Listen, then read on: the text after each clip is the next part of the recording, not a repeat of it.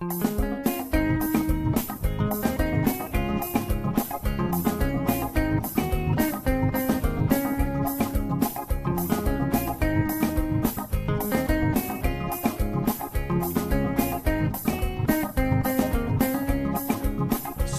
all the time is here with the cold hard truth. She's the ears and the eyes for me and you. Every day, everyone want to hear from Sandra. And every time on the air, she's getting better. Tell your sister, tell your brother, tell your mama to call Sandra in the morning and in the evening. We always calling Sandra. And when they start fighting, we calling Sandra. And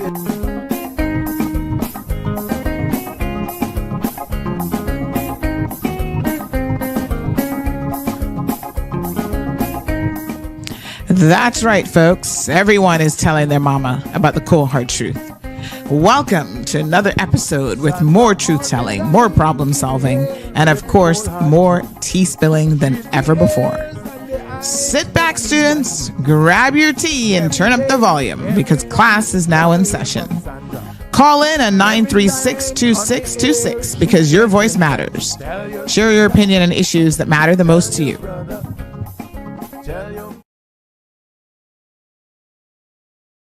All right, folks. Good morning. Good morning. Good morning. Happy Monday. Today is Monday, February the 24th.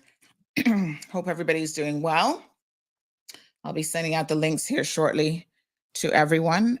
What I can tell you is we have zero time to waste this morning.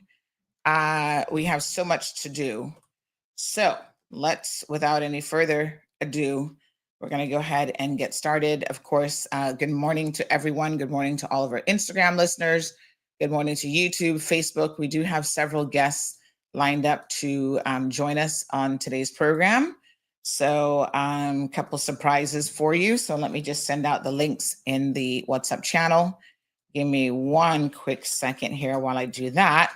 Of course, phone number, now toll-free, courtesy of Flo. Big shout out to Flo for it. We were harassing them for years. And guess what? It finally paid off. No, they stepped up. Apparently, there's a lot of logistical things that happen in order to obtain a toll-free number. Well, we finally got it. So praise the Lord. Hallelujah for that little small miracle. And it's fantastic because you guys can now call in. Yeah, so it's great.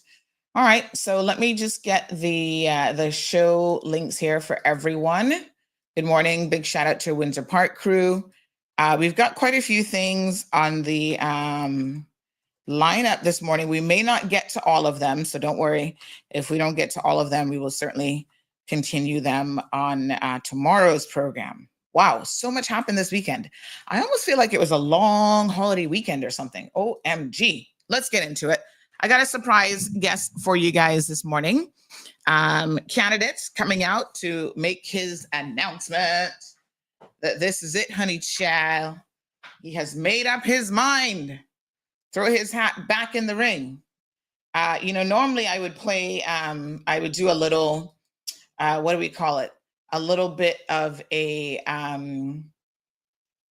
trivia question so that you guys can see who it is and, see if you can guess who it is, I should say. But today we have no time for trivia. Oh my gosh. Well, it is what it is. Turn your camera off. And I want to see in the comment section, turn your camera off, sir. Hit that little stop camera button at the bottom of your, yes. I want to see if you guys can guess before he turns it back on. Just a quick couple seconds while I send out the links to everyone. Can anybody guess? Just put it in the comment section. Don't even call because, we're not going to even give away a prize today. I just want to see how you guys are thinking about who this is. Good morning, Robert, Don, Stephen, Pat, Paul, Barbara, Patricia, Luis, Damaris, Wee, Cayman, Kine, Marshall, Irvelyn. Morning, Sophia. Any guesses about who this person is in the studio next to me? Panton. Which Panton? No, wings already out, honey. Come on, Irvelyn. It ain't him. Mario, nope. I don't think Mario should run. Minister Panton. Ooh, Anthony Ramon says Risa. Charles Whitaker, Julie Hides. This morning hot, says Aliano. So one person has gotten it already. Congratulations to Miss Ramelia. That's because she knew. Miss Ramelia, that wasn't fair. Turn your camera on, honey child. Leanna says John McLean. Nope. None other than Alric Lindsay. Good morning, Alric. Good morning to you and your guests. Yes, yes. How you doing, honey child? I'm good. Ready to get the tea served. Yes. Well, you're going to help me serve some of it today.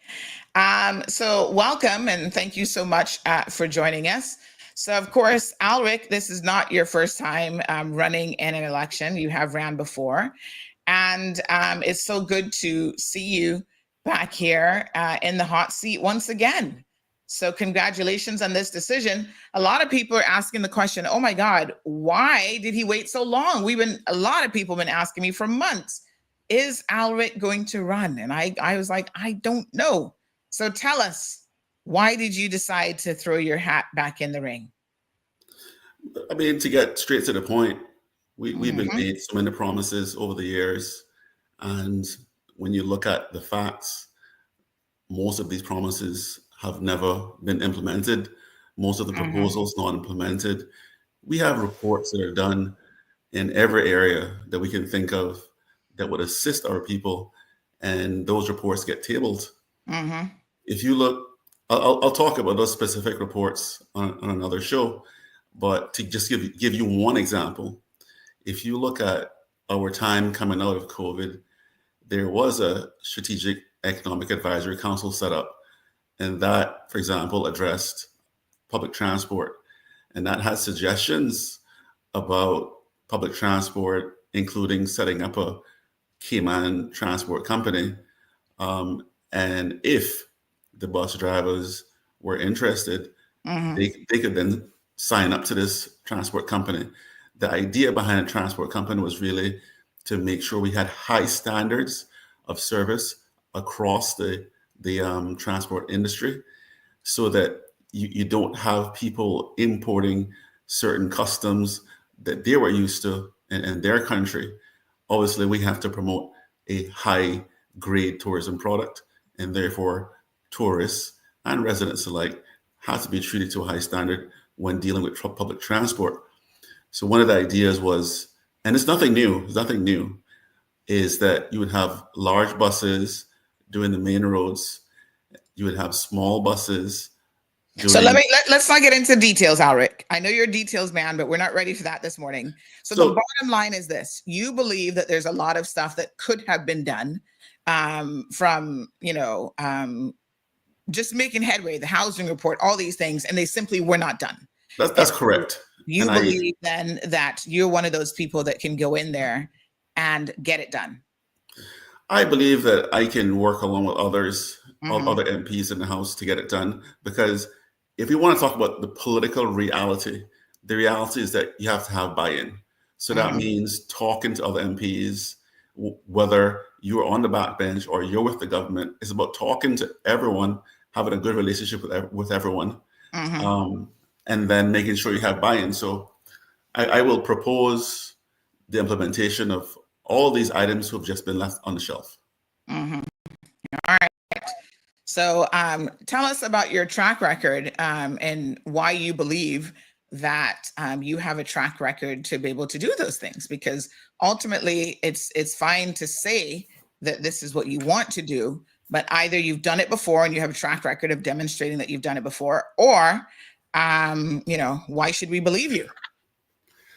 Well, I guess we could start with my background. I mean, obviously, I qualified as a accountant initially, certified public accountant with PricewaterhouseCoopers. Then went on to become a lawyer. I no longer practice law or accounting, but I serve as a director on hedge funds. On hedge funds, it's a huge responsibility. You're dealing with hundreds of millions of dollars on behalf of clients. You're not handling the money, but you have overall oversight into governance, which includes transparency and accountability. And it's that work really, Sandra, that really gives me the insight into what has to be done in terms of some of the poor governance practices and poor transparency that we've seen exhibited over the years. So I don't want to go into too much detail in that area, but basically my background has prepared me to take on governance, accountability, and transparency issues. Also, as you probably know, I've served as the chairman of the National Roads Authority in the past. I've also served on the liquor licensing board. So I do have experience, working with chief officers who sit on some of those boards. And I do have insight into how things actually work, not how, some people who are getting involved for the first time, for example, while they have good intentions, if you don't understand how the civil service works and you don't understand their relationships, then it's going to be challenging to get things done. So that's why I'm happy that I've had that experience with different boards and at different dealing with people at very high levels, and also at the lower levels, which are frequently ignored. The hard workers at the bottom who are doing the work on a daily basis. All those relationships are important, because even though a person may not have a high level in any of these government agencies, their view is still important. So bottom line, I have the experience in the past with various government agencies. I see how the relationships work, and I would put these relationships to work while as an elected MP to get things done. All right, very good. Super interesting to hear, because I think that when people talk about, for example, you mentioned these relationships, when you even hear MPs now talking about what it takes to get things done in the civil service, everyone blames the MP because they say, oh, no, the MP should know exactly, what it is that they're doing, and they're responsible for getting things done, not understanding that the boards and the civil service are actually the ones who action the plans of the ministers. And sometimes, depending on a lot of different factors, those things may not get actioned as, quickly or at all. So it is interesting that you talk about that experience being relevant to the job. So Alric, you mentioned you've got several degrees, you're CPA qualified, an attorney at law as well. How do you think those, and I know you say you no longer, actively practicing, but how do you think those two things, that background, makes you, a good candidate for public office? So, for example, as a CPA, I studied accounting, and it's important to understand that there are a lot of rules that we have to follow. And one of those things, when you go on an audit, when you check other people's records, is you look at their budget. And of course, one of the biggest things that we have in Cayman is how that budget is applied, and how do you get sufficient or additional revenue sources to take care of your budgeted items. Because it's one thing to have these ideas about what you'd like to do. You also have to know how you're going to fund it. And this is one of the things that comes up in audits as well, is based on your plans as a business, do you have sufficient funding to do X, Y, and Z? And if you don't, have you thought outside the box in order to think about additional revenue sources? Have you thought about a new geographical location for clients? Have you thought about a new product? Have you thought about a new service? So it's all about thinking outside the box. Or how to save. Exactly. And, just to take it right home. If you look at our financial statements, you'll notice that we don't include the post-retirement pension liability on the face of the financial statements. They are in the notes to the financial statements. Just getting direct to the point, we have overstated, our government has overstated our net assets for years. And the result of that is basically we have not included. If we had included the right amount of if we had included the right figures in net assets, our net assets would actually be zero.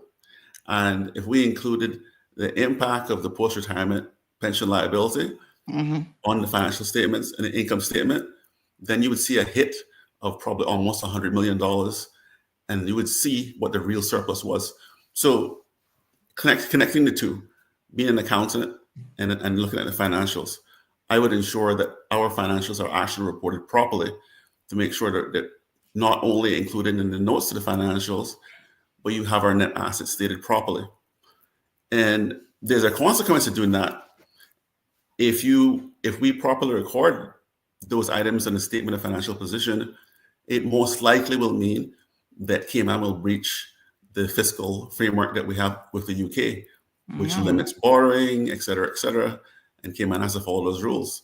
If Cayman doesn't follow the rules, then of course we have our strategic policy statement and budget items come under the control and direction of the UK. So what? Let me just break it down. Hold on now, because lots of people are listening and they're ready. Like, oh my God, I'm so confused by what all this means. So what you're saying, correct me if I'm wrong here, but essentially what I hear you saying is that if we reported the pension liability, right, because it is a liability, what would essentially happen is that our financial position, because they're always talking about, oh, we're in a surplus. We probably wouldn't be in the surplus. And we would also run afoul of the FFR, which tries to keep us within certain parameters, financial parameters, so that we don't go broke. That's what I'm hearing you say. That's correct. If you were to, the item we're missing is about $2.4 billion. And if that 2.4 billion in liability was inserted, then net assets would go down to zero. Wow.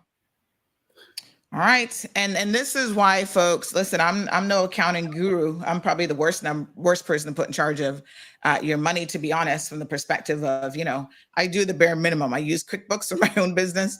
When the bank says we need financials, I said, honey, chow, that will be going straight from QuickBooks. So I don't have this higher level understanding of it, but I have a basic understanding. And I know for sure that I have to put in to QuickBooks what happened so that QuickBooks can accurately produce reports for me.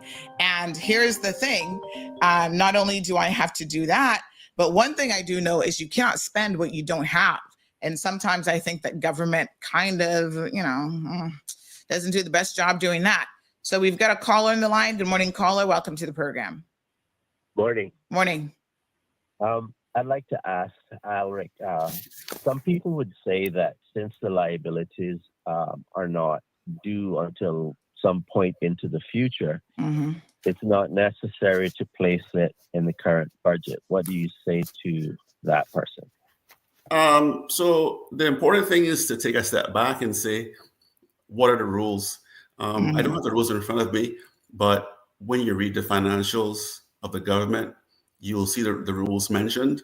And so the rules require the recording, the proper recording. So although people may have a different opinion on, like, for example, the opinion you just presented, if you actually follow the rules, you'll have to record it on the face. I agree with you, but next question is, isn't the government responsible for good governance? Well, I mean, I guess overall, the governor is responsible for governance overall.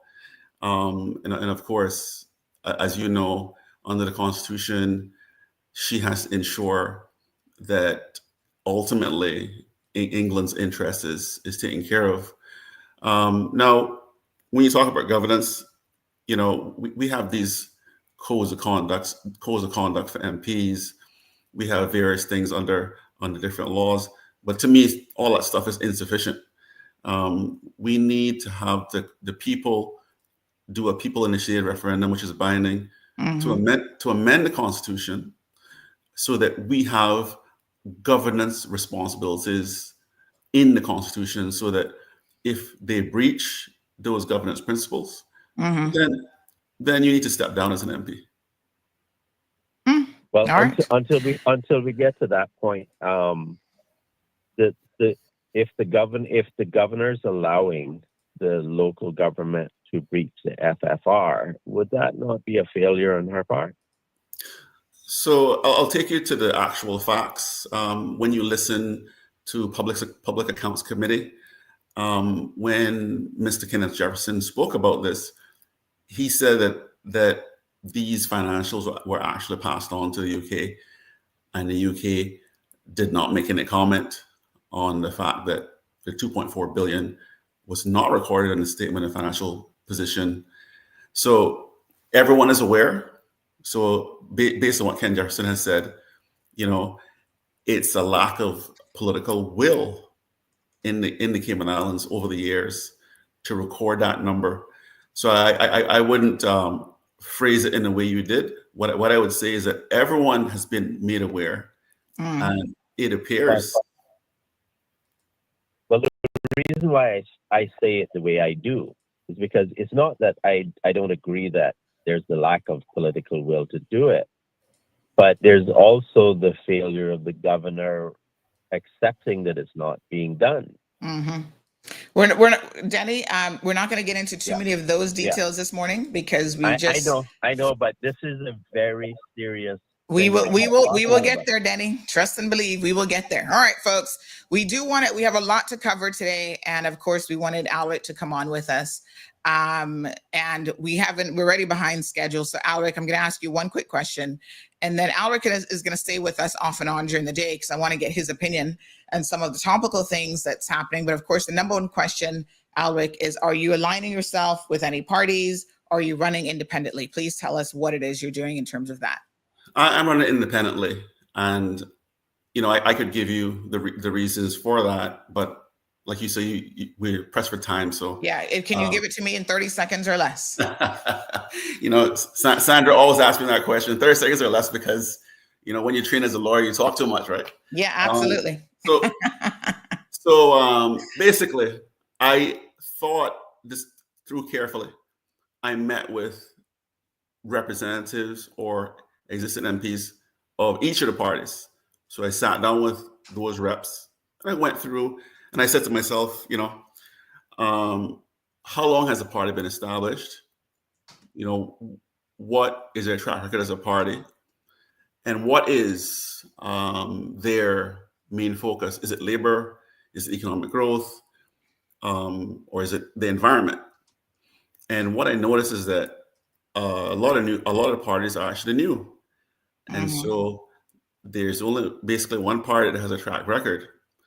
And so I decided, let me continue to learn about what each of those parties is doing.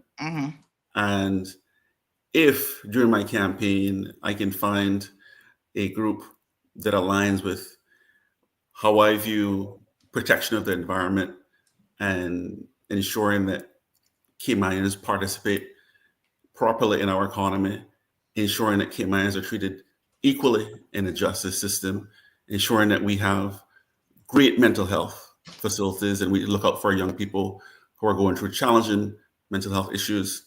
We continue to look at that.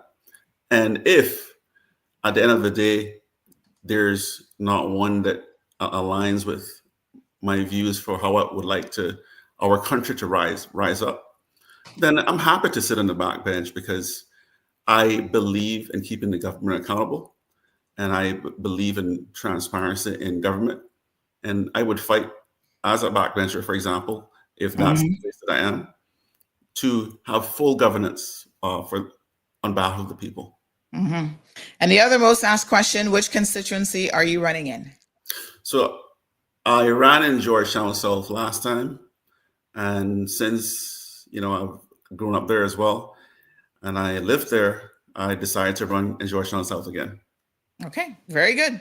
All right, let's move on to our next topic. We do have a guest who's going to be joining us shortly.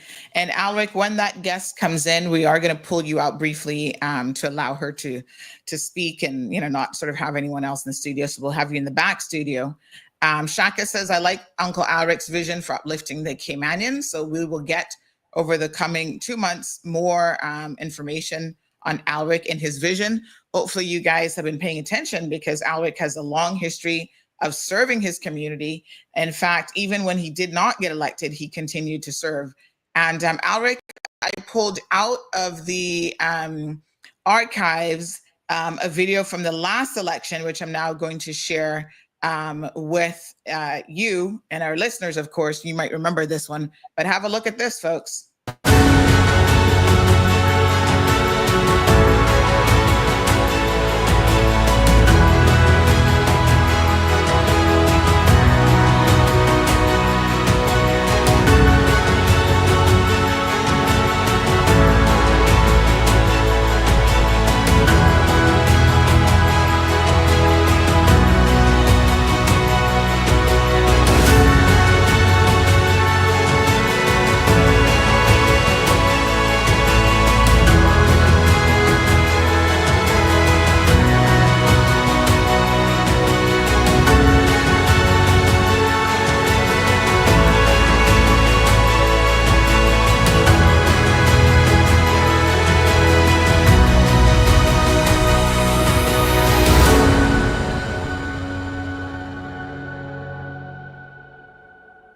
So beautiful promo video from the last election, folks.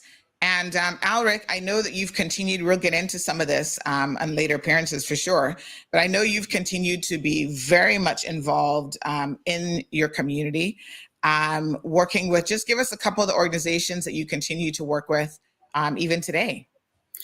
So as you probably know, well, I have done a lot of work with Meals on Wheels, and in 2023, I actually got the Pat Basil Award for Community Service, and this is as a result of the work I did during COVID and afterwards. And as you probably know, I spent a lot of time in West Bay delivering meals to the seniors during COVID, and just one of the things I was recognized for. And it actually came as a surprise because I was just going to a normal Meals on Wheels event, and they announced my name for the award. And I was totally surprised because obviously all of us, give equally of our time, and all of us do care about what's happening to our seniors. All of us care about what's happening to our other vulnerable Caymans who may be out of a job for whatever reason. And so I didn't see myself as any different from any of the other volunteers. And I still don't, because I think we all care. But I appreciate getting the award. And then when we look at, there's the Cayman Kind Action Committee. Although I've never come out publicly and said anything, from time to time, that committee actually helps with seniors programs, whether that be parties for seniors, because we have this thing where we need to have more activities for seniors, because not all of them want to be staying at home. They want to go out there and do stuff. And so I've given to that organization over the years.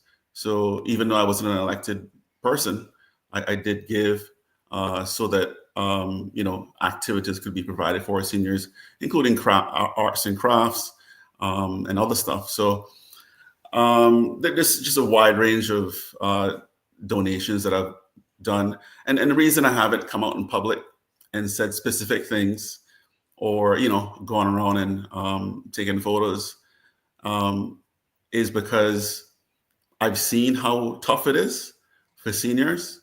I've gone to people's homes and they don't have enough food in their house, or, their life has been cut off.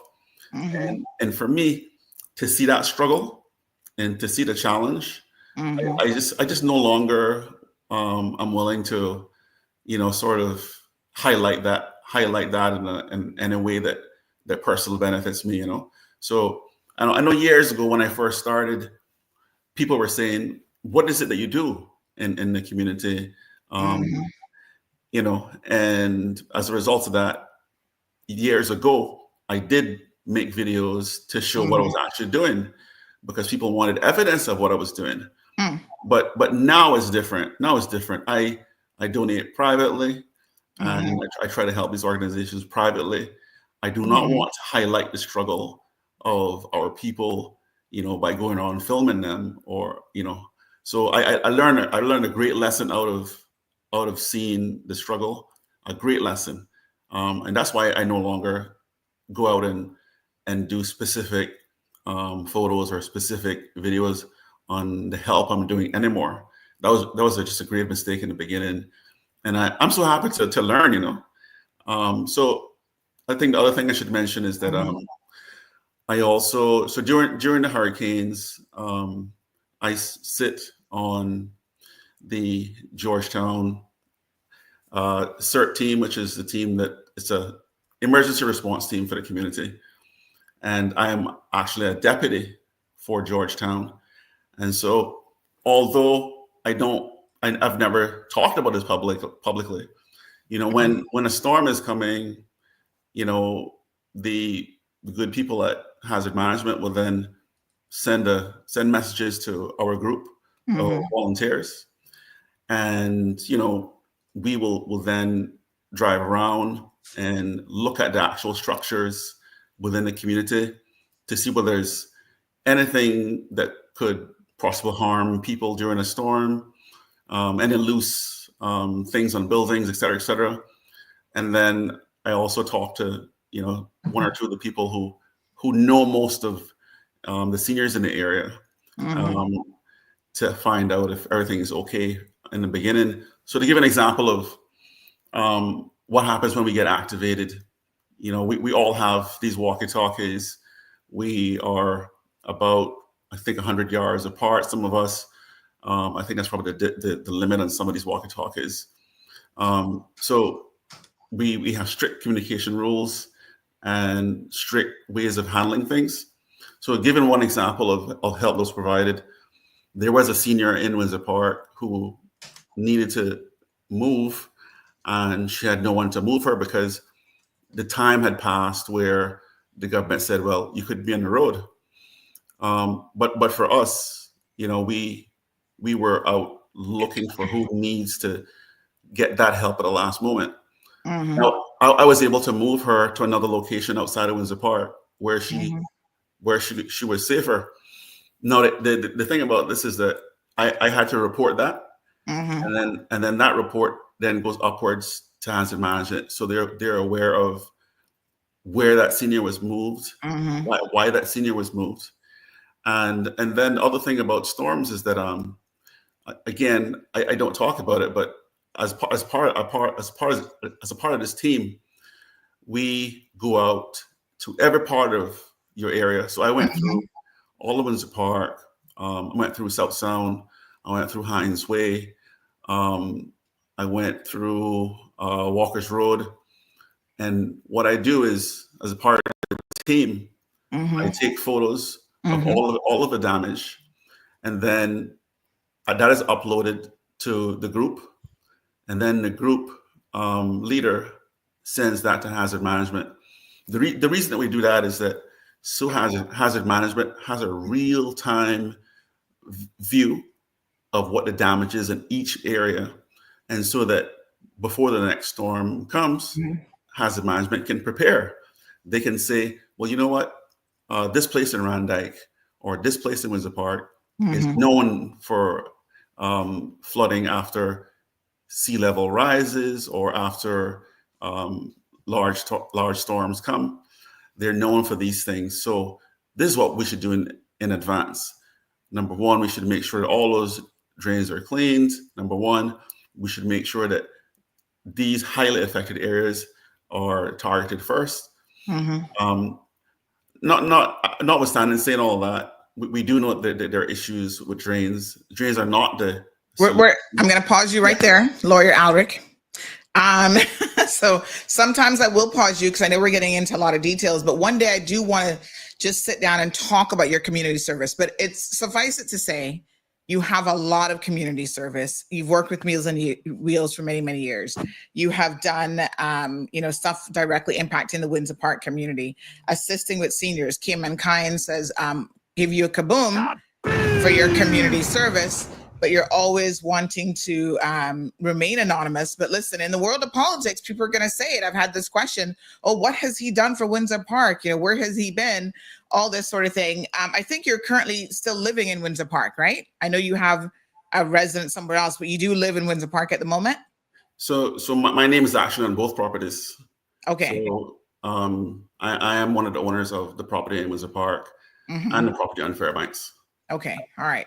But where's your current permanent resident? Is it Windsor Park? Well, I'm in Windsor Park now. Yeah. Okay. All right. So I think he's there with his mom. So nice. So Shaka Zulu says, Cayman, take note. This is a proven characteristic of giving. There is a proven characteristic of giving back despite not being elected. And I think that is important to note, that even though Alric was unsuccessful last time, like a lot of other people, he didn't disappear for 4 years. He didn't stop giving and caring about his community. He continued to do so. Debbie says, being a South Sounder, but not living in South Sound, I will encourage my South Sound relatives to vote for Alric. I'm sure he appreciates that, Miss Debbie. Andrew, thank you so much. Says, countdown to election has begun. Yes, we're definitely feeling it. Cayman Kind says, thank you, Alric, for not walking away. All right, so Alric is going to stay with us, and we're going to talk about a number of things that happened over the weekend. Like I said, it was a lot. I almost felt like it was a holiday weekend because so much stuff was going on. Oh my God, it was next level crazy. But we're going to talk about some of it. And the first thing I want to talk about is what happened at the meeting on Saturday night at Kathy Wilkes Ebanks, sorry, the other way around, Kathy Ebanks Wilkes at her political meeting. So I didn't even know that anything was going on until, because I was actually covering Ralston's meeting in the beautiful district of West Bay, probably not too far away.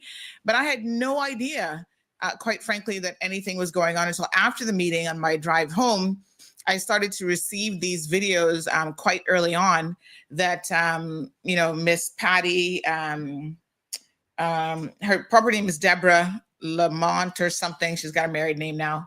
I wouldn't, don't hold me to that. But we know her as Patty. And all right, let me give you the backstory and then I'm going to tell you what happened. So Patty actually called me herself about maybe 3 weeks ago now.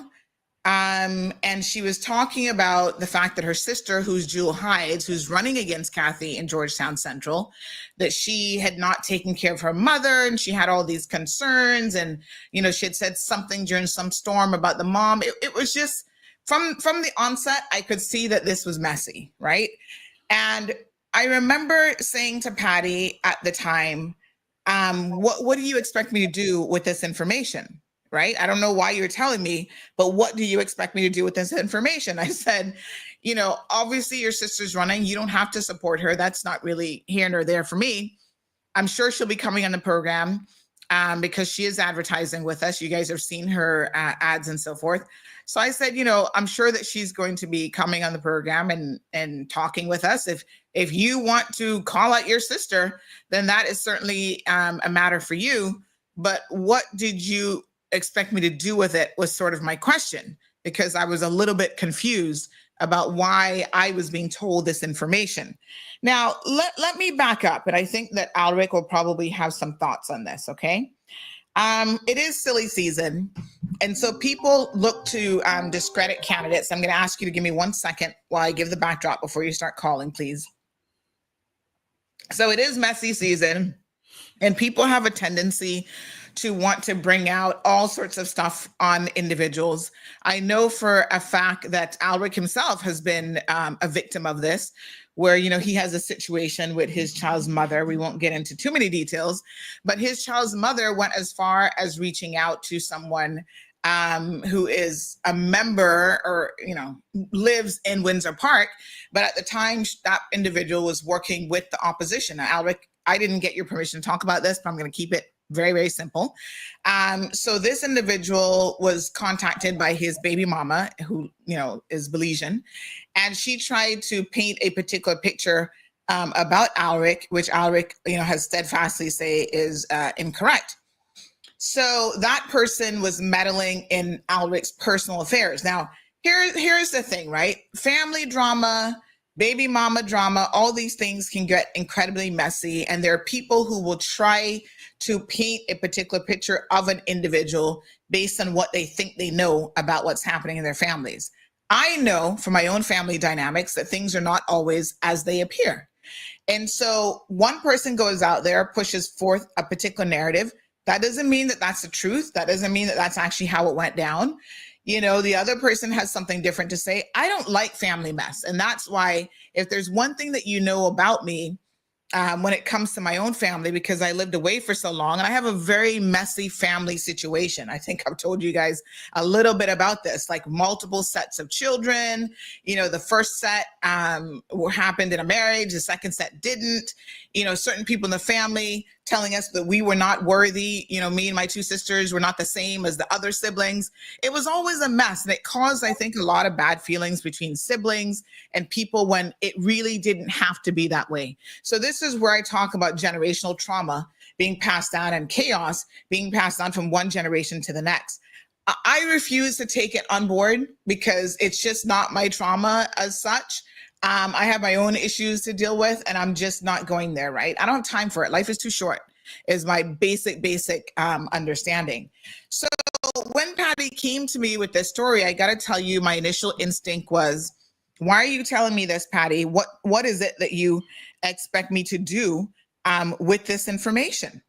And so, you know, I kind of just left it alone, as I think most sensible people would have done. And this was February the 13th.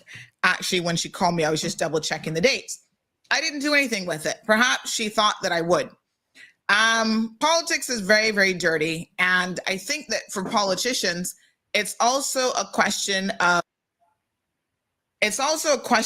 not just who you align yourself with in terms of like your committee and family members, whether they support you or not. People assume that family will support you. Let me tell you something, that's not always the case. The dynamics of families mean that family members themselves can be jealous and petty and God knows whatever, right? I don't even want to get into that. It's like a different level of, I don't know, like it just tears people apart in a way that is very, very problematic. So apparently everybody, because since then I've been hearing that Patty is, you know, team Kathy. She's going to, go up against her sister, encourage people to vote for her opponent, all this kind of stuff. I've been hearing it. I don't live in the district of West Bay, but you don't have to live in West Bay to know what's going on in West Bay. Not if you're anti-Sandy, because trust me, I get the news from East End straight back to West Bay, right? And so I had heard it, and I'd heard a lot of things brewing and mixing up and whatever. And so, Alric, I want you to jump in on this just for a quick comment, because you yourself will know that whenever a candidate seeks to get elected, one of the things that they do, which I think is very, very interesting, is they will go and try to identify people in the community that they feel have some sort of cloak in the community that can help them get elected. So sometimes those people will assist in the door-to-door, for example. My apologies if I said she's running in Georgetown Central. She's running in West Bay Central. Sorry, West Bay Central, right? Thank you so much. So yes, I mean, there is a lot of people who, especially if they don't live in the constituency in which they run, they will try to identify people who are community leaders in that community. And those people, and I do find it interesting, sometimes they swap allegiances from one election to the next election, and they try to persuade not just the voters in that constituency, but generally speaking, they try to persuade people that they have some sort of electoral clout. And I'm not saying that they do or don't, but there is a degree of persuasion. Listen to me. I'm telling you that this person is the best candidate, so support them. A lot of times it backfires because the people that you have on your committee and that you align yourself with can be detrimental to you. And for those people who don't understand politics and they get the wrong person to go around with them, yeah, that person might be popular, right? A lot of people know them, but if they're not likable, if their character is questionable, what you have end up happening is that rubs off on the candidate. And sometimes the candidate themselves don't even know that that's happening. Quick comment or thoughts on that point, Alric? You're right. So you have dirty games, for example, like when I'm going door to door, I'm told by voters that they were told by people surveying that I was bought out. So the last election, for example, when I went into a certain community on Walker's Road, they said that they were told that I'm from Belize. So people go around and say these things all the time, and it's an attempt to discredit you as a candidate. It happens all the time. Now, when you talk about people who are working closely with you, I've personally seen this time around where there are people within the same party. I'm not going to call any names. There's people within the same party who have opposing views on certain issues, and that seems to be resulting in issues within that party right now. So that's why you have to be careful about who you align with to help you within the community, because although you as a candidate have identified that a person has a wide reach in the community, or two people have a wide reach in the community, they may not have the same views. You're only thinking about the numbers and how you're going to get those numbers so you can get the right amount of votes to get in. And you're not thinking about the relationships between the people that you're working with. Then there's going to be a challenge for you. So everything you say is true. A lot of it boils down to relationships, and beyond relationships, it boils down to people spreading propaganda. All right. So listen, apparently what went down on Saturday at Kathy's meeting is that Deborah, aka Patty, took the microphone after, I don't know, I haven't seen the full meeting, so I'm not sure exactly how it played out, but she must have had an opportunity towards the end of the meeting to make some comments. So she took the microphone and she stood up for over 4 minutes and talked about her sister. Let's listen to some of it, folks, because it was very, very shocking that Patty decided to do this. Here we go.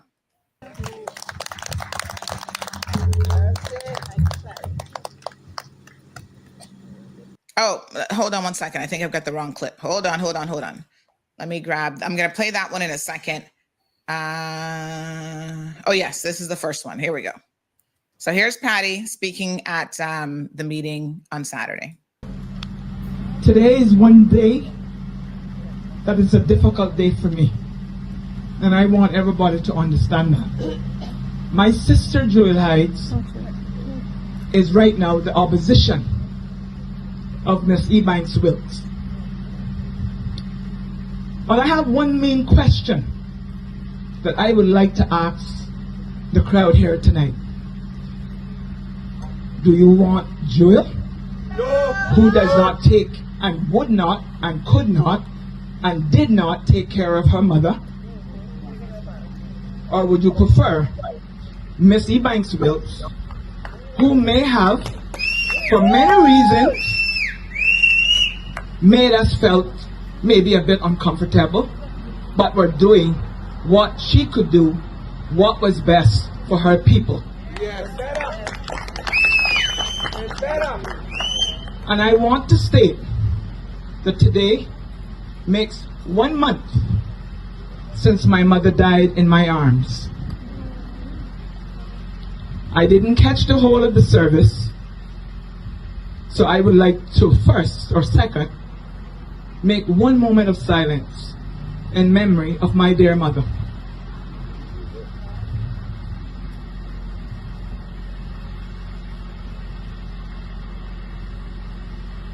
All right, folks, so she goes on. I'm going to try to see if we can fast forward this a little bit. But she goes on and speaks for almost... My mother was a great woman. She was a loving mother. And to be honest, I'm not intrude in having to say the things that I say. But when you can have a daughter, an educated child, that your mother thinks so much of and thought so much of, that when she worked, she couldn't get her little check fast enough before she sent it to the university in Tampa so that Jewel would be taken care of. and to come back to Cayman to be a grown, beautiful woman and to be so well educated and have no empathy, no sympathy, especially to her mother. I say it's shame. And that is one of the main reasons here tonight that I am going to pass my vote on Ebanks Wilkes. And I trust that you all will do so too. Oh yeah, 100%. Because it's one thing you all should ask. Do I want a representative just to be a representative? Or do I want a representative that is going to look after me when I get older? Oh yeah. And I think that's very important. All right. So she actually spoke for over 4 minutes. And like I said, I'm not going to play the whole thing.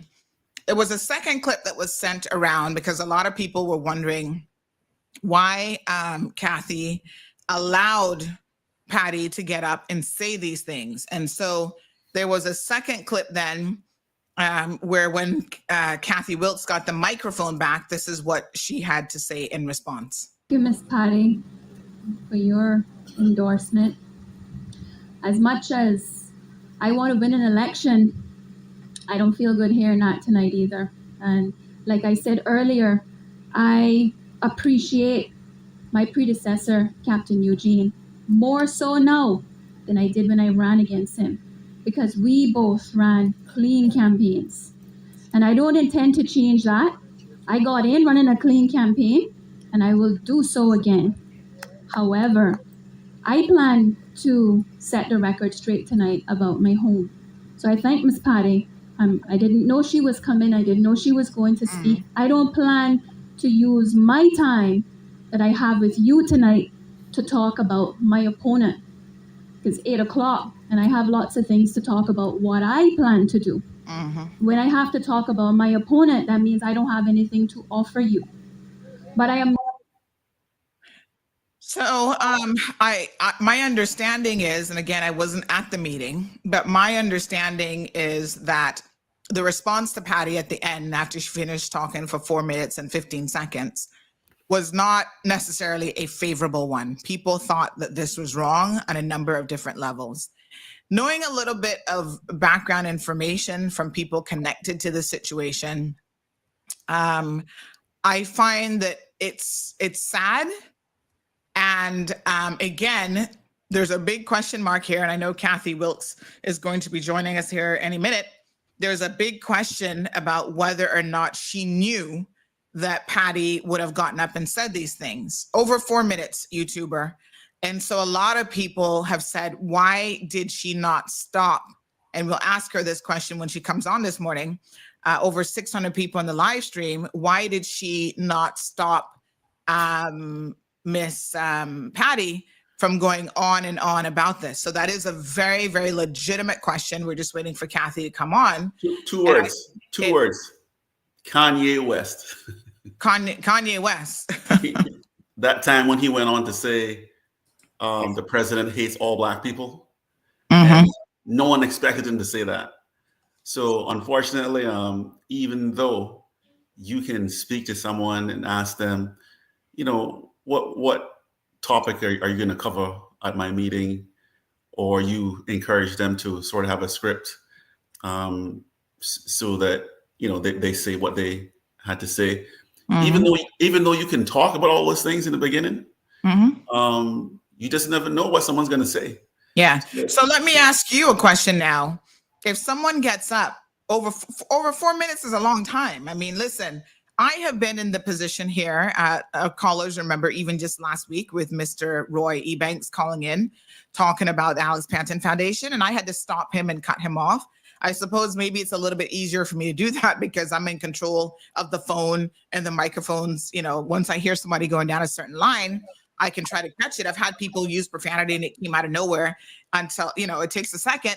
But 4 minutes and 15 seconds is a long time, Alric. You mean to tell me that in 4 minutes and 15 seconds, you could not have got up and stopped Patty and said, no, we're not going to allow this evening? Well, I think it's best to hear what she has to say in terms of that. Now, how I would manage it is I would probably just, get the person's attention or have someone sort of touch their shoulder, or I would remind them that we're pressed for time. I do not want to limit their freedom of speech, but at the same time, I do think that some things could be better dealt with privately at home. So, for example, I don't know the details of that incident, but I assume that those two people could have talked about it at home or talked about it privately. I think that I'm not surprised that things get put on the political landscape. Not surprised at all. All right, leave me there. Miss Joyce Ann, good morning. Welcome to the program. Good morning. How are you? Not bad. Question or comment? Comment. I was a big shock when I saw it because I saw one part of it and then, hours long time after I got the other part. So I too thought it was very distasteful and not a way for camping to go. But then sometimes if you're in the middle of something and it happened out of the blue, you're thinking, and then maybe you're nervous, depending on who it is, this could happen. And, it's easy to say a lot of times when you're not in a situation, right? What you will do, because I've known it. And it's after the fact, I thought, I could have done this and that. But you're so taken back, and then you might be you're sort of afraid of the person in a sense too, and all of this. So you don't want to get up and, because you could hear that, there's anger there. You get up and pull it and they lick you down, or, all of this. So you're there. You don't have anybody to protect you. You're maybe not a fight. Hold on a second, Miss Joyce Ann. There was, I don't know how many people were at the meeting, but this isn't a situation where it was just her and that one person. Yeah, I heard a man in the background. I heard people there. Yeah. So this is a lesson for all candidates that you need to have a kill. You need to have a kill switch on your microphone where you can get up and turn the mic off. And I believe that you could unplug a microphone. You didn't necessarily have to approach Patty and grab the microphone out of her hand, but certainly there are people there who have control of the mic, and that is connected to a little speaker box, and you can power that off after 4 minutes. Look at a man laying in the road. What you expect people to do sometimes to defend you, or, it's real now. You got to be careful, because sometimes when you have an expectation from someone else that should protect you or say, yes, that's whatever, it's not that way anymore. You wonder what the people are thinking or doing and stuff like that. So it's time. And, and if it's wireless, I'm not sure, if you're there, if you have the power, but, it's need to be clean. All of these boxes have a power button. I can assure you of that. You can unplug it. All right. Leave me there. We're waiting on Kathy. No problem. We're waiting on Miss Kathy to join the program. Listen, someone said to me on Friday, does TCCP have an exclusivity with you guys? And I said, no. They're advertising like a lot of other candidates, but just because you're advertising doesn't mean that the people are not going to ask you the tough questions, and you have to be willing. And I understand that Kathy is, so we're very grateful for that this morning. You've got to be willing to ask the questions and respond to the questions. So Alric, we're going to pull you out while we speak to Kathy here. Kathy, you look a little bit, I don't know what's going on with the color in your, there we go. I think it was white for a second there. We're going to go ahead and pull Kathy in now to, sort of ask what went down on Saturday. So good morning to Miss Kathy Ebanks-Wilkes. How are you? Good morning, Sandra. Good morning to all of your viewers. Yes, ma'am. Thank you for having me this morning. Yes, we're good. You had a little bit of drama on Saturday. We saw the video either in part as well as how you responded to her. And, to put it in context, was she the first person? I know you had your first political meeting of the season. Was Ms. Patty the first person that stood up after you would have done, I guess, the formal parts of the meeting to ask a question or give a comment? To be honest, I don't remember specifically in terms of the Q&A. What had happened in terms of the context of the meeting is I discussed a series of. Can you pull your camera down just a little bit for me? We're seeing more ceiling than, a little bit more. There we go. Okay. Thank you. Yeah. Is it too high? Yeah, you could bring it down even a little bit more. All right. How's that? Yeah, that would be perfect right there. Yeah. Great. Awesome. Thank you. So what I was saying is, at the meeting, I started off with discussing, matters that have taken place in the last 4 years, some of my positions held and so forth, and then open up the floor for questions and answers. I don't believe that she was the first person that got up and spoke. We opened the floor up, and there'd been a number of people that were speaking, but it was at a Q&A time. Right. All right. So you sat there, and I want to get a little bit of an understanding of what what was kind of going through your head. But let me ask you a few questions. Were you aware that there was some sort of a situation between Patty and Jewel, your opponent? Had you heard? Yes, I had heard. I think that's not something that's really secret in the district. So I think, everyone knows both of the sisters are grieving right now. And I think that that's something that we need to acknowledge. And there is, as we've seen in a lot of families, when you're going through losing a loved one, it's a time where different personalities come out and makes it difficult sometimes to find, I guess, for people to be on the same page. So I did know to answer the question. Yes. All right. Thank you very much. So yes, I mean, she literally, as she said about a month ago, lost her mother, which was also Jewel's mother. Right. And I can tell you that, these relationships are very complex. As someone who has a rather complex relationship with my own mother and my siblings as well, no one can speak to those relationships unless you're probably in it. And there's all sorts of feelings that can come out, as a result of that. People know that I have even had, a confrontation with my own sister that got really nasty and very ugly and, very public. And it is sad. And honestly, it breaks my heart because I know that unfortunately there are a lot of families in Cayman who that's our reality. For whatever reason, we have broken families, we have chaotic families. And the only thing that I can do from a personal perspective is I can't fix the past. I can't undo what's been done. I try to move forward in a more positive way with my own little microcosm of a family and make better decisions, right? So having said that, because you also have just acknowledged that you knew, because everybody kind of knows, like I said, Patty reached out to me herself. And so everybody has heard the discussions at some level and knew.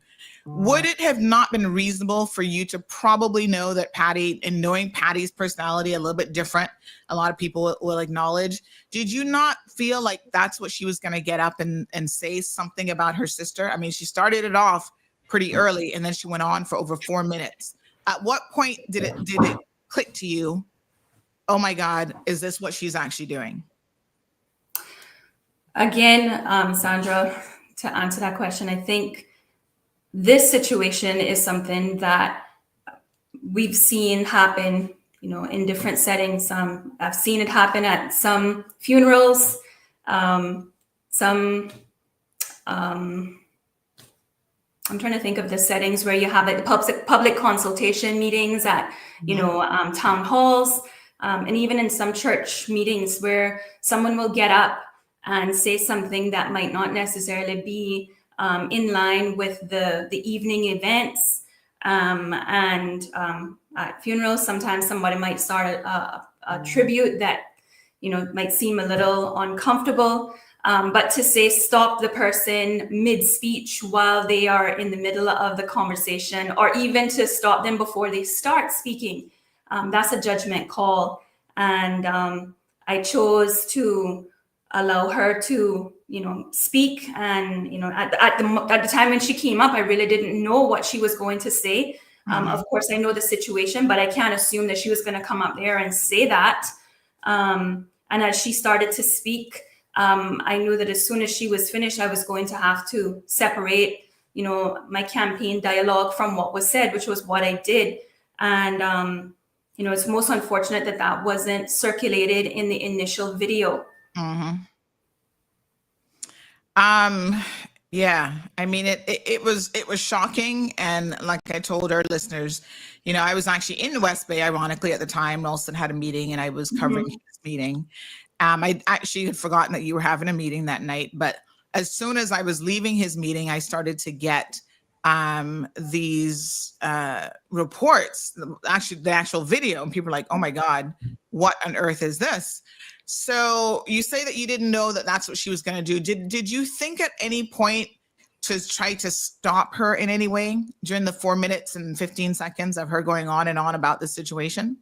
Again, Sandra, I did feel like because of the way in which the speech was going, it was best to just leave her and let her finish. And then as soon as she was finished, I would disassociate and explain to the public that this is not the type of campaign that I intend to run. I mean, I certainly didn't plan or know that Ms. Patty was coming out there to, say the things that she said. And I mean, everybody that has watched my campaign for the last 2 years knows that I don't do personal attacks. That's not who I am. And I certainly wouldn't do it to someone who is grieving, even though they're my opponent. I lost a parent too, and I know that it's not easy. So, Well, as you can see from some of the comments, there are people finding it difficult to understand why you sat there for the 4 minutes and 15 seconds and why you could not have had someone pull the plug on the microphone, someone kind of tap her on the shoulder, pull her aside. Now, some people have said, if you know Patty, she's very loudmouth and she can be aggressive. And maybe that played a part in Kathy's decision to not directly approach her in that particular way. Did that play a part in the back of your mind? I mean, Miss Patty, everybody that knows her knows that she has a strong personality. Right. But again, like I said, and this is coming from a genuine place for me. This is a situation where you have to make a judgment call, and she is in the middle of a very passionate, speech, which, yes, some of the things that she said involved my opponent, her sister. And as soon as she was finished, immediately after she was finished, I made the public know that this is not something that I intend to do. If I have to have meetings where I am discussing my opponent and not what we need as the country, which is solutions to some of the big issues that we're facing, then I'm no good for West Bay Central. Now, are you aware of your, I was talking about this earlier with Alric, right? So you have people, and I think you've been through this experience, but you have certain people who will work with you on the campaign trail who may not have the best reputation themselves. Sometimes they're sitting on your committee, and those people impact your campaign, and they have, they're doing things that maybe you are aware of or not always aware of. Do you know that Miss Rachel and others on your campaign would have been courting Patty and encouraging her to do what she did? Do you have any knowledge of that? Well, first of all, I just want to say, by you calling Miss Rachel's name, Miss Rachel worked in my constituency office, and Miss Rachel isn't on my committee. Okay. Rachel and Miss Patty are relatives, and also I think there's no secret they're friends. But any conversation that Miss Rachel would be having with Patty, I think, comes out of a friendship that they have.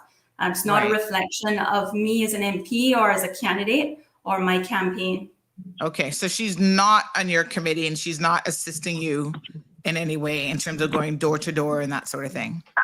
Miss Rachel is a constituent who has her own political alignments or political, if she chooses to support me, I'm grateful for her support, but she's not going knocking on doors on my behalf. Actually, as a matter of fact, at this stage, I don't think anybody should be knocking any doors on my behalf. I don't have anyone knocking doors for me. I'm going and I'm meeting with my constituents personally. No one is doing that for me.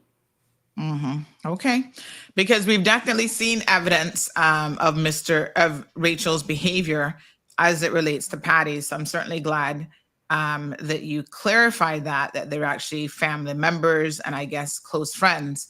So there's a lot in circulation, and it's just very, very unfortunate and really sad that your campaign has been pulled into this as a result of the comments that Patty made. And I know you actually issued a statement last night that we did post up as well. It's just so incredibly messy. I mean, you've got family now pitting against each other, and lots of comments in the community about how this went down. And obviously, everyone's entitled to their opinion. Their opinion isn't necessarily facts, but we wanted to try to have you on here to just understand some of what transpired. We do have a caller in the line. Good morning, caller. Welcome to the program. Morning, Sandra. How are you? Morning. Not bad. How are you? I'm good. Good. In regards to this whole situation with Patty and Catherine Wilkes, because I cannot call somebody honorable, somebody that we put there to stand for us and decided to step down, all because of their egoistic behavior. I am a West Central voter. Well, I don't want us to confuse issues here, but go on. No. I'm going to speak here today because as a West Central voter, 4 years I didn't see Catherine. My sister didn't saw her, and my mother didn't saw her. Okay. We do have people calling, and people that usually call us is Rachel, and they were calling up to January. All right. So for her to come on here and say that calling so hold on. So you're saying that Rachel was calling, saying that she's calling on Kathy's behalf? It was Rachel and another lady calling on Catherine Wilkes' behalf. So that's what they told you. She has no idea. Maybe she does not. Right? But I'm pretty sure she knows who the next lady is. They did the same thing in December, offering us beef. We don't want your beef. We wanted to see you in the community. You may have been in the community for your 5 people, for your 10 people, for your family, but not for West Central. And when she took that oath of honorable, she took it with pride, I'm pretty sure, right? And if she did not take it with pride, she needs to take it back off, okay? Because she was a speaker of the House. She could have put a stop to Patty. And Miss Patty herself sat down and told us one Thursday night she had previously met with Catherine and Andre, and she was going to throw Joel under the bus. So now if she want to take me on and challenge it, it's okay. Because I know there was few people there when she said it. Now this is for her and Patty to go and discuss. And believe me, God, Miss Patty is somebody I looked at like a mother, because me and her daughter raised up together besides doing business together. So I think people need to stand up and be vocal and speak. Is Catherine the right candidate? That's their choice. She would not get me and my family vote because she did nothing for West Central. They need to be more transparent and be honest. There's no way that what her and Andre is predicting or what to do will make any change in Cayman. They talked about insurance the last 4 years on the agenda. She straight up and cannot change it. And they talked about housing for Caymanians. There was a handful of Caymanians that went in. All right, so let me rein you in. Let me rein you in a little bit because you're kind of going off in different areas. So you're saying that what transpired on Saturday, because that's our sort of specific area of focus, you believe that Kathy's supporters... I believe Kathy knew because it came out of Miss Patty mouth. And this is what I'm saying. Now it's for her to go and talk to Miss Patty about it. But it came out of Miss Patty mouth. All right. Thank you very much, my dear. All right. So yes, I mean, listen, everybody has their opinions about all sorts of stuff, but we want to make sure that we're keeping focus because like this one person said, that's all personal. What a blickety blick mess this is. So we want to keep it, on top of it possible. I intentionally didn't interrupt the caller. The caller has her right to her vote. That's why we live in a beautiful country that has a democracy. And one of the reasons why I ran the very first election was because I felt that we needed somebody to contest the seat for the incumbent. So if the voter chooses not to support me, that's fine. That's okay. And as it relates to the conversations that she's saying that was had, I can publicly say that that is not something that was discussed or arranged with me ahead of time before. And yes, I'm an MP, and so is Andre. And so there's a lot of issues that we've had to work through in the constituency with various constituents, including Miss Patty. But that's not for a conversation to be had on the show this morning. Yeah. All right. So this person says that Dacia was that caller. She's in West Bay South, not even able to vote for Kathy next. And they pulled up her address and shows that she's in West Bay South. What a hot mess. Okay. All righty then. Yes. So this person says, sorry, but Kathy Ann could not have possibly convinced me that she thought Patty was up to something good. Just months prior, the same Patty had gone around speaking poorly about her, Kathy Ann. Everyone in West Bay knows Patty, who she is and what she's all about. Kathy must be desperate to want an endorsement from Patty, sorry. Oh, all these names. Sandra, it wasn't an endorsement. It wasn't an endorsement that I was seeking. It was a question and answer time where persons were asking questions, and that was what happened. It wasn't anything arranged. My endorsements will come on my platform when I'm having my first district or constituency meeting. These are just yard meetings where we're having Q&As and having engaging conversations. Yes. All right. So this person says this is the second exercise of poor judgment Kathy has made, like using Rachel in her office. Rachel is to her neck in blood for Kathy. I don't know what that means, but similarly to Patty, Rachel has spoken terribly about Kathy, especially in regard to the way Kathy handled her in her office and how Kathy fired her while ill. Ask Kathy to explain the very friendly and loving exchange between her and Patty done by Renee's shop a few weeks ago. Who's Renee? Where's Renee's shop? Renee's shop is by my mother's house, but I didn't see Patty by Renee's shop. All right. Setting the facts straight. I'm sorry, Kathy has done nothing for West Bay Central or West Bay, says this person.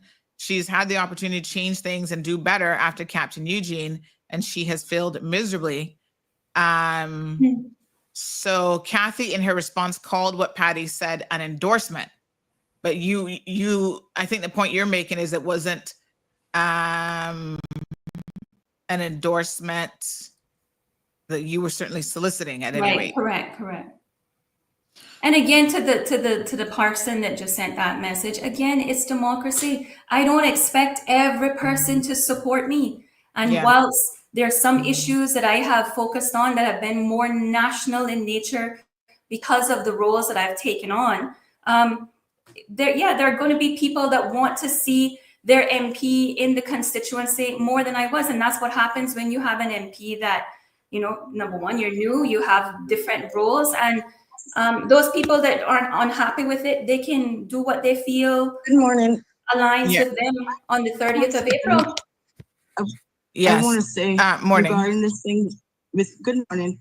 I want to say something regarding this issue with Patty. When I saw this video, the only thing I could think of are the times when I was a little girl that I used to have sleepovers with Jewel. I was primary school days. And Patty used to curse out her mother and father to the point of putting hands on them. And I'll never forget the night that she killed her husband. Oh my gosh. I'll never forget that night. Yeah. I mean, listen, we don't want to dredge up. Let me just say this. Hold on.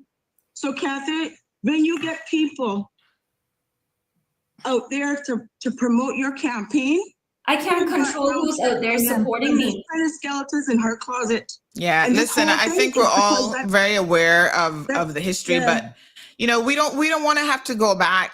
There's over 761 people right now listening on the live stream alone, right? We don't want to have to go back to no. I'm not questioning the facts, and I'm not questioning what you're saying at all. What I'm saying is there's no one who is perfect, not a single one of us, right? Some have done obviously worse things perhaps in the eyes of the law than others. Some have gone to jail. Miss Patty paid her dues in terms of that.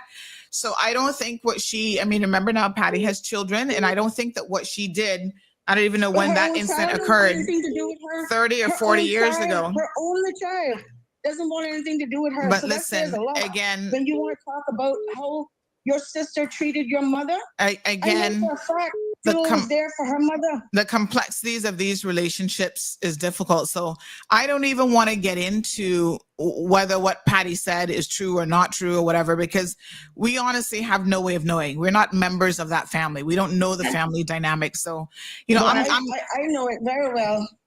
Sandra, in addition to that, what I came on to the show this whole hatred for Jewel is because Miss Rubin and Mr. Robert left a piece of land, the old house, for Jewel and Brent. That's where it started, because she couldn't get her hands on it. All right, my dear. Thank you very much. I'm gonna come off now because I'm gonna start cursing. No. We can't have that. But I mean, let me just say this. Like I said, we have 700 and almost 800 people listening to the live stream today. I'm not interested in dredging up her past.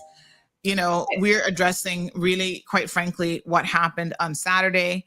And if there were any lessons learned from this, what could be done better going forward? Good morning, caller. Hi, good morning, Sandra. This is Patty here. Morning, Patty.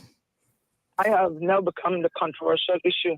Wow. Sandra, let me say this. I have been hurting with much pain, not for a decade, but for decades. And if my sister and brother had came to me, as I asked them to try to solve some of this hurt I have been going through, it would not have reached to this level. But when it comes to taking care of my mother, the whole West, they know. Joel and Brent did little and nothing. All right. So, Patty, let me ask you a question, though. Why did you think it was a good idea to get up on Saturday at the platform and make these comments? Because it was a way for me to release my pain, my hurt that I have been going through. And like I said, not for a decade, but for decades. So, I mean, most people release it. Hold on now. Most people release it through therapy and other ways. Did you not reflect on the fact of how this could actually negatively impact Kathy and in fact help your sister? Because that's exactly what you have done. I can tell you now that your sister's got a lot of sympathy from this situation. Let's say it this way, Kathy. Let's say it this way, Sandra. If people want to elect representatives, just to be a representative, entirely their choice. They want a representative who will continue to represent the people. Then they will vote Kathy. It's all what the people want. I can't tell the people what they want and what they do with their vote. You know, to tell the people what I am going through. Yeah, but let me say this. Let me say this to you, Patty, because I think you need to understand this. That in fact, what you have done, because no one cares, and I want you to take this as sensitively as I possibly can say it. On an election campaign, we now have 800 people listening to the live stream, right? And so I want to be honest with you. On an election campaign, this is not the place for you to grieve and to air those grievances. No one cares that you and your sister are having this fight. So what you have done is you've created unnecessary controversy around Kathy's campaign that has actually reflected poorly on her. So I have to ask you this more. Well, you might not think so, but you can take my opinion for it. If I did a poll right now, 90% of the people, that's why we're even having this discussion today. 90%. I don't think so. I don't think 90% of the people. Okay. I tell you what I'm going to do. Here's what I'm going to do for you. Hold on. No, listen to me, Sandra. No. Patty. This, I want you to remember the rules here. Okay. Everybody says that you're uncontrollable, and I don't believe that, but I want you to listen very, very carefully to me. I'm not asking you what public opinion is. I have a very good eye and feeling for public opinion. And if you were on social media and you read the comments. So do I. Really? So do I. I can't see and understand what I said that is facts be negatively impacted on Kathy. Well, I hate to tell you, but that means you don't know what's going on. Like I said, on the 30th in the morning, on the 1st of May, which is what one person responded about my past issue. Before the 1st of May, we will know who's the winner. I have to go and congratulate my sister and say you were the better one. I have no problem with that. Well, I don't know how you and your sister intend to get to that point where you could actually walk up to her and congratulate her after this. But she would be my representative, Sandra, no matter what. Wow. People choose her. If I don't vote for her, then the fact she's still my representative. So if your sister were to win, you would actually, after all of this, the first thing you would do is go and congratulate her? I would congratulate her. Wow. And that is what most people don't know about me. They may know me as a loudmouth. They may know me as a straightforward person. But I am not afraid to walk up to my sister any day. Because my sister knows. That's one of the reasons why she asked me to come on board on her committee. Are you willing to apologize to Kathy and her committee this morning for your actions? I mean, you're obviously saying that you don't think it harmed her. I'm doing an online poll. So far, 80% of the people have said that this has reflected poorly on Kathy's campaign, despite what you might think. So my question to you this morning is, are you willing to issue Kathy and her campaign an apology? Let me say this to you, Kathy, and to the listening public. I have no problem in apologizing for my actions on Saturday night. But I really mean that what I said was the truth. I've never heard no one say what I said was a lie. Because they cannot say it was a lie. Because it was the truth. My sister and brother did little and nothing for my mother. All right, Kathy. Patty. Oh, Lord have mercy. But obviously, you have other people who have different memories of the interactions between you and your parents. I don't think that this is the forum for it, Patty. And I know that when you called me, you know, Sandra, you know when the video that she's circulating, you know when that was taken? Months before my mother died. Patty. And if she not taking that video, she wouldn't have no memories of my mother. No more than she knew she had a mother. Her name was Ruby Valera Heights. For this video, you can tell, you don't want me to take this further to the media. Well, no media is gonna. I'm gonna tell you that no media is gonna take up on this messiness. When you called me, remember the question I said to you? What is it that you expect me to do with this information? And even now, I would be asking you the same question. Sandra, this wasn't the first time that I called you on a one-to-one, letting you know that Jewel did nothing for her mother. This wasn't the first time. You was well aware.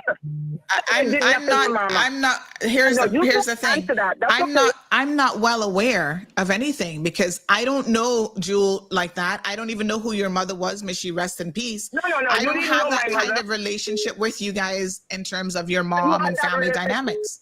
You had that relationship with me, and I can tell you the latest prior to mine in your phone conversation. In September last year, out in front of the Old Scotia building, which is being used and operated by the Cayman Islands government. You remember that conversation? No, to be honest, I don't. I want you and me to remain just who we are. And I want today to humbly apologize from my representative at Central and her committee and to all the listening audience of the Cayman Islands.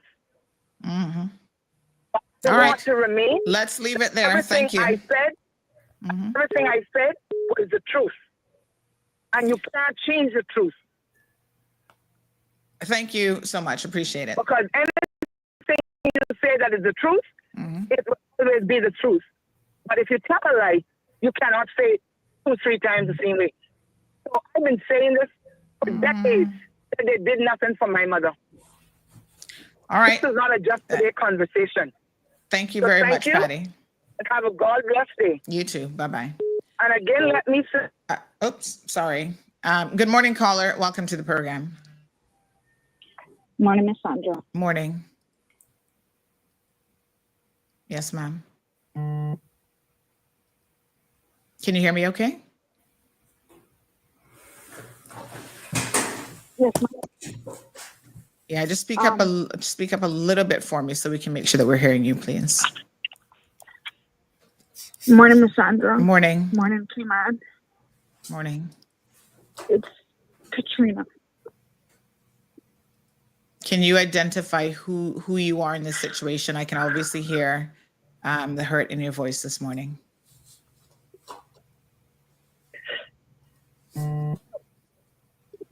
I'm dual ride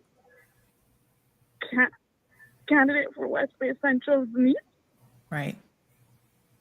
And the daughter of Miss Deborah. Yes. So Patty's your mom? Yes. Okay. I did not want to come on here. Yes, ma'am. And I made that clear. Yes. My only call is because I'm in traffic and I heard a caller come on and utter the words that not even to her daughter wants to have a relationship or has a relationship with her. I wish to tell the listening public that is a untruth. I support my mother. When she is right, I stand tall with my mother. But I don't wish to be brought in. I'm already being divided because I am supporting my aunt. This has nothing to do with family issues. It is the fact that nothing has been done for West Bay Central, and any family's biggest critic will be their own. And if my aunt should be elected and do not do the right thing, I would be the first, and I know my family would be the first to call her out. With that, I support my aunt. But this has nothing to do with family issues. And I would just be like for the public to leave me out because I have a relationship with my mother despite we don't see eye to eye. And I stand and defend my mother in her right. But this has nothing to do with me. And I ask the public to leave me out. This is something that transpired on the weekend. I spoke to my mom about it. I have asked her to not take calls from certain members because I know what was happening. They were poking at the bear. My mom promised me after my grandma died, she would just think to herself. And I supported that.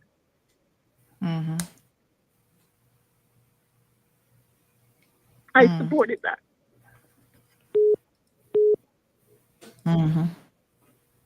But I asked my mom to not do anything of this nature. And I cannot support it, and I will not support it. Thank you, Mom. Thank you very much. And you have a great day. Thank you so much. Thank you. It's so unfortunate. Good morning, caller. Welcome to the program. We do have a poll up for Patty's sake, since she said she didn't believe it. 70% of you so far says the question is, do you think this reflects poorly in Kathy's campaign? Despite what Patty thinks, 73% of you have said yes. And that's unfortunate because sometimes once the horse is out of the barn, it is impossible to put it back in. Caller, good morning. Good morning. Morning, dear. morning. I wasn't sure because I have you on. I have you on the app and looking and talking at the same time. Yes, ma'am. I just wanted to say good morning. To Kathy, to you, to the general public. I Yes, am ma'am. a voter in West Bay Central. Yes. I have been a part of politics for years. Yes. And from being on panels, and I know Kathy knows this voice when she hears it. I'm not afraid to say who I am. I am Angelita.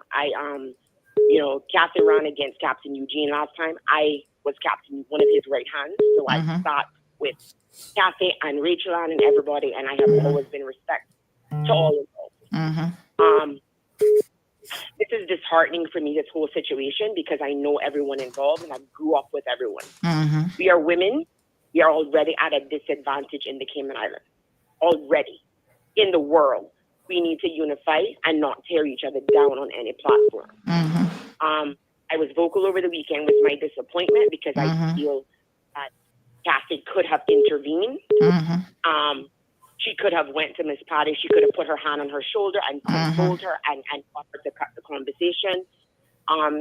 That's my personal views because, as we all know in West Bay and probably the most of Cayman, Miss Patty is a very vocal person. She has been vocal about the situation with her sister, and there's no lie in how she feels about the situation.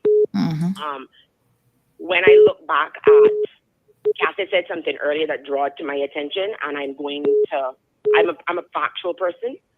I don't know if Kathy remembers the debate that she had with Captain Eugene, and she said she runs a clean campaign. We must always remember that respect is due, and sometimes our humor is not humor, okay? And the impact that our humor may have on someone else. She made a remark after he made a statement about his banking history that she felt like she was listening to bedtime stories. Then she couldn't respond in her question because she got caught up with her joke about, or in his view, an insult. And it was taken as an insult by him. I can tell you from being a part of his committee, he was hurt by that remark. He looked at you differently as a result of it because he doesn't run those kind of jokes when he runs in his election and he keeps it clean. So when you say you run a clean campaign, you may not go into the mudslinging, but you have to also be mindful of the words you choose. Yes, but I mean, let's be fair now. There is a degree of that happens, that even the community has kind of accepted. Like when Alden was up on his platform to talk about Sammy for dead, I didn't see the large outcry that we should have had in relation to that. So is it not factually correct that a lot of candidates will, kind of go there a little bit? I must tell you that I want to take my hat off to Ralston, because at his meeting on, except for one little mention of talking about parties, which I thought was a fair comment, where he was saying maybe the parties are not all cracked up to what, we might think, but he pretty much stayed focused on the issues. And this is where candidates need to put 80 to 90% of their effort. But if you have the occasional comment, I mean, Captain Eugene, all right, he is who he is, but it's not like any of us thought he was, dynamic and the sharpest, knife in the drawer either. So if somebody takes a little jab at him in terms of that, and that person happens to be his political opponent, is that not fair game? And it was at a debate.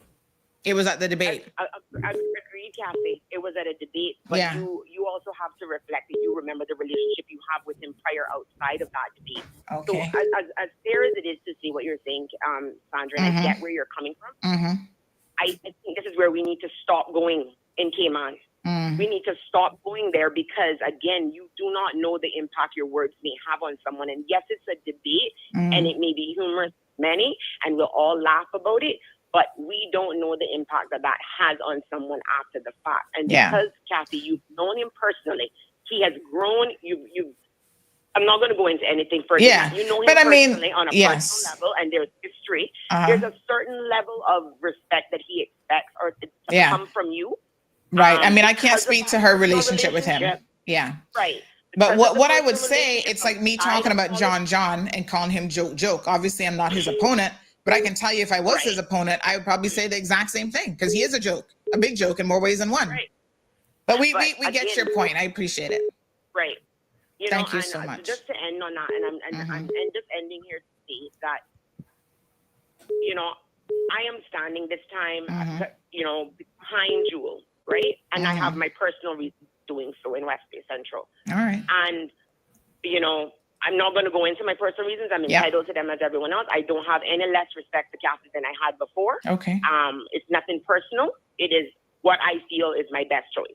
All right. Appreciate and it. I'm going to say, let me just end by saying this, Sandra. I'm going to end by saying that let the public know, and I'm on her committee. Yes. She has said from the start to now, she is running a clean campaign. She is not going into mudslinging, and she's sticking to the point. And that has been from the day that she brought me on, and she reached out to me. That was what she said. All right, leave us there. That is what her incentive is. Okay. Thank you very, very much. And of course, we've got listeners asking you guys to please be brief with your comments because, yeah, you know, you can say it a lot quicker sometimes. All right. So 76% of you don't agree with Miss Patty's interpretation of this. So I think she missed the boat. Good morning, caller. Question or comment? Hi, comment? Yes, thank you. Hi, good morning, Sandra, and good morning to your listeners. Good morning, Kathy. Yes, ma'am. I just wanted to make a quick comment. I'm not here to judge anyone, of course. Let's get that straight. And let me say that I am friends probably with all parties involved, starting with Rachel Ann, because she's been my best friend since 1988. And that's how I got the opportunity to meet Miss Patty, her daughter Katrina, Jewel, the whole family. And of course, good friends with Miss Kathy. But in regards to the situation, Sandra, I think people need to kind of take their emotions out of their comments and out of their thoughts and their decisions, because at the end of the day, I have been, and I want to say this, and many people can agree this morning, I have been to funerals, I've been to wedding receptions, I've been to birthday parties, you name the events I've been to, where I have heard individuals that have the opportunity to speak, give a speech, including the majority of them being politicians, that get up and they just start to just go off the complete topic.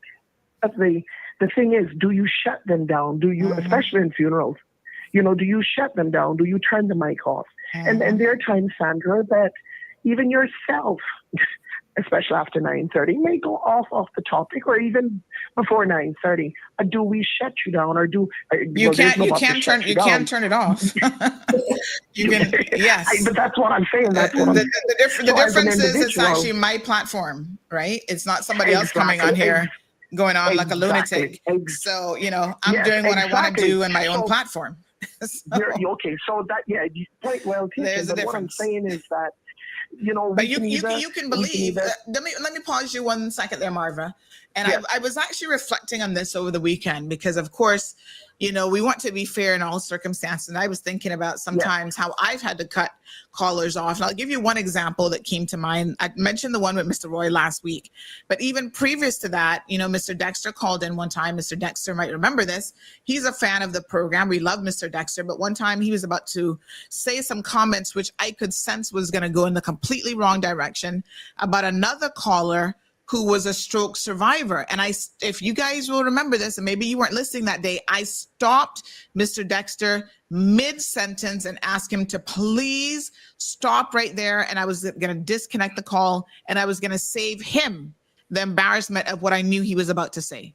And he called back and thanked me and said he did not know that that gentleman was a stroke survivor, and that's why he was speaking with an impediment the way in which. So sometimes, even on this show, we've had to interject. And I think that, you know, I know my audience somewhat. And, you know, if I need to get a hold of a situation, you've got to be willing to do that. So I think maybe the lesson here for Kathy is she needs to have a kill switch. She needs to have, I don't know if you want to call him a bouncer or whoever, standing there in case somebody takes the mic and they start to go off the rails, he can unplug that box. You're absolutely right. And this is certainly a lesson learned to Cassie. But my call is mainly to say to those listeners out there, don't judge Cassie because if they've monitored Cassie's previous campaign, over the years that she's campaigned, this has never happened. So how can you just judge her now over this one incident and make it be totally personal? So, and I totally empathize with the whole situation, because I can assure you, when it comes to family and when it comes to grief, if it's one time you see true colors of persons, it's that time. But you have to understand the reason and how it's happening. But, I just want to say to everybody out there, hey, listen, let's think sensible, be reasonable, and hopefully everyone has learned from this. And to Katrina, hey, listen, sweetie, just want to say to you, we love you, stay strong. And this is when you're in between a hard rock and a stone. And at the end of the day, you love them all, you embrace them, and you support them all. So thank you so much. And I wish everyone well in this situation. Thanks very much. All right. So this person says, as a former member of Sammy's committee, that comment was very hurtful that the other candidate made, especially the form in which he said it. We all found it very hurtful. And everyone also knows that after 9:30, it's pop-off time. It is your show. People are well aware of what they're getting into. And like I always tell people, that's why Mr. Amelia said, oh, Sandy, please don't use that bad words. I said, honey, child, I not got no guarantees after 9:30, depending on how I feel. But you have the option of not listening.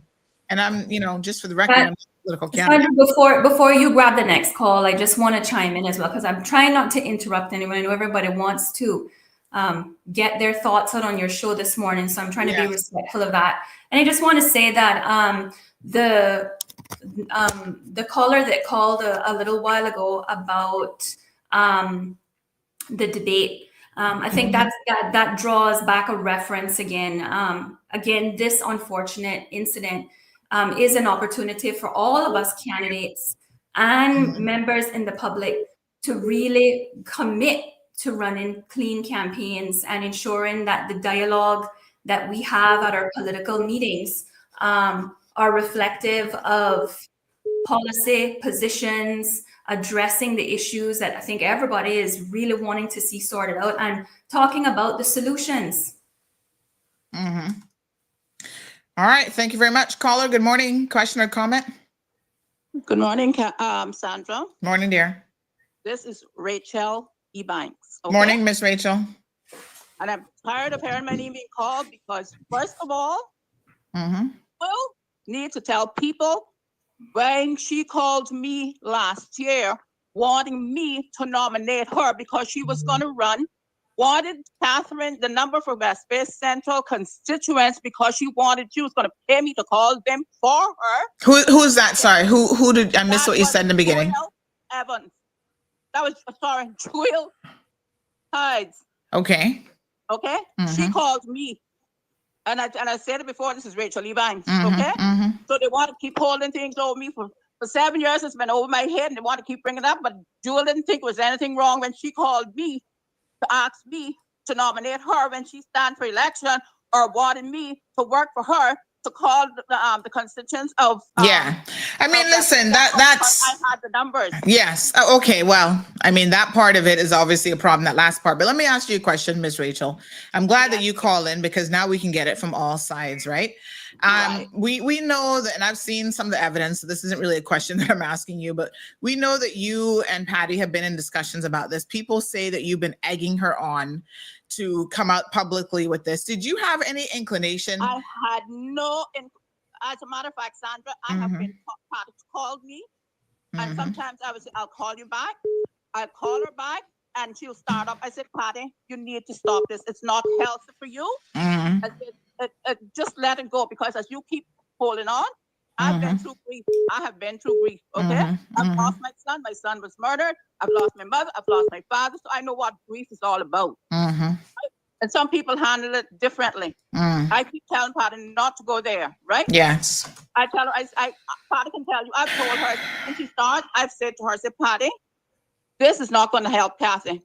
I said, when you go there and bash Joel, it's going to give her this sympathy votes. Don't do it.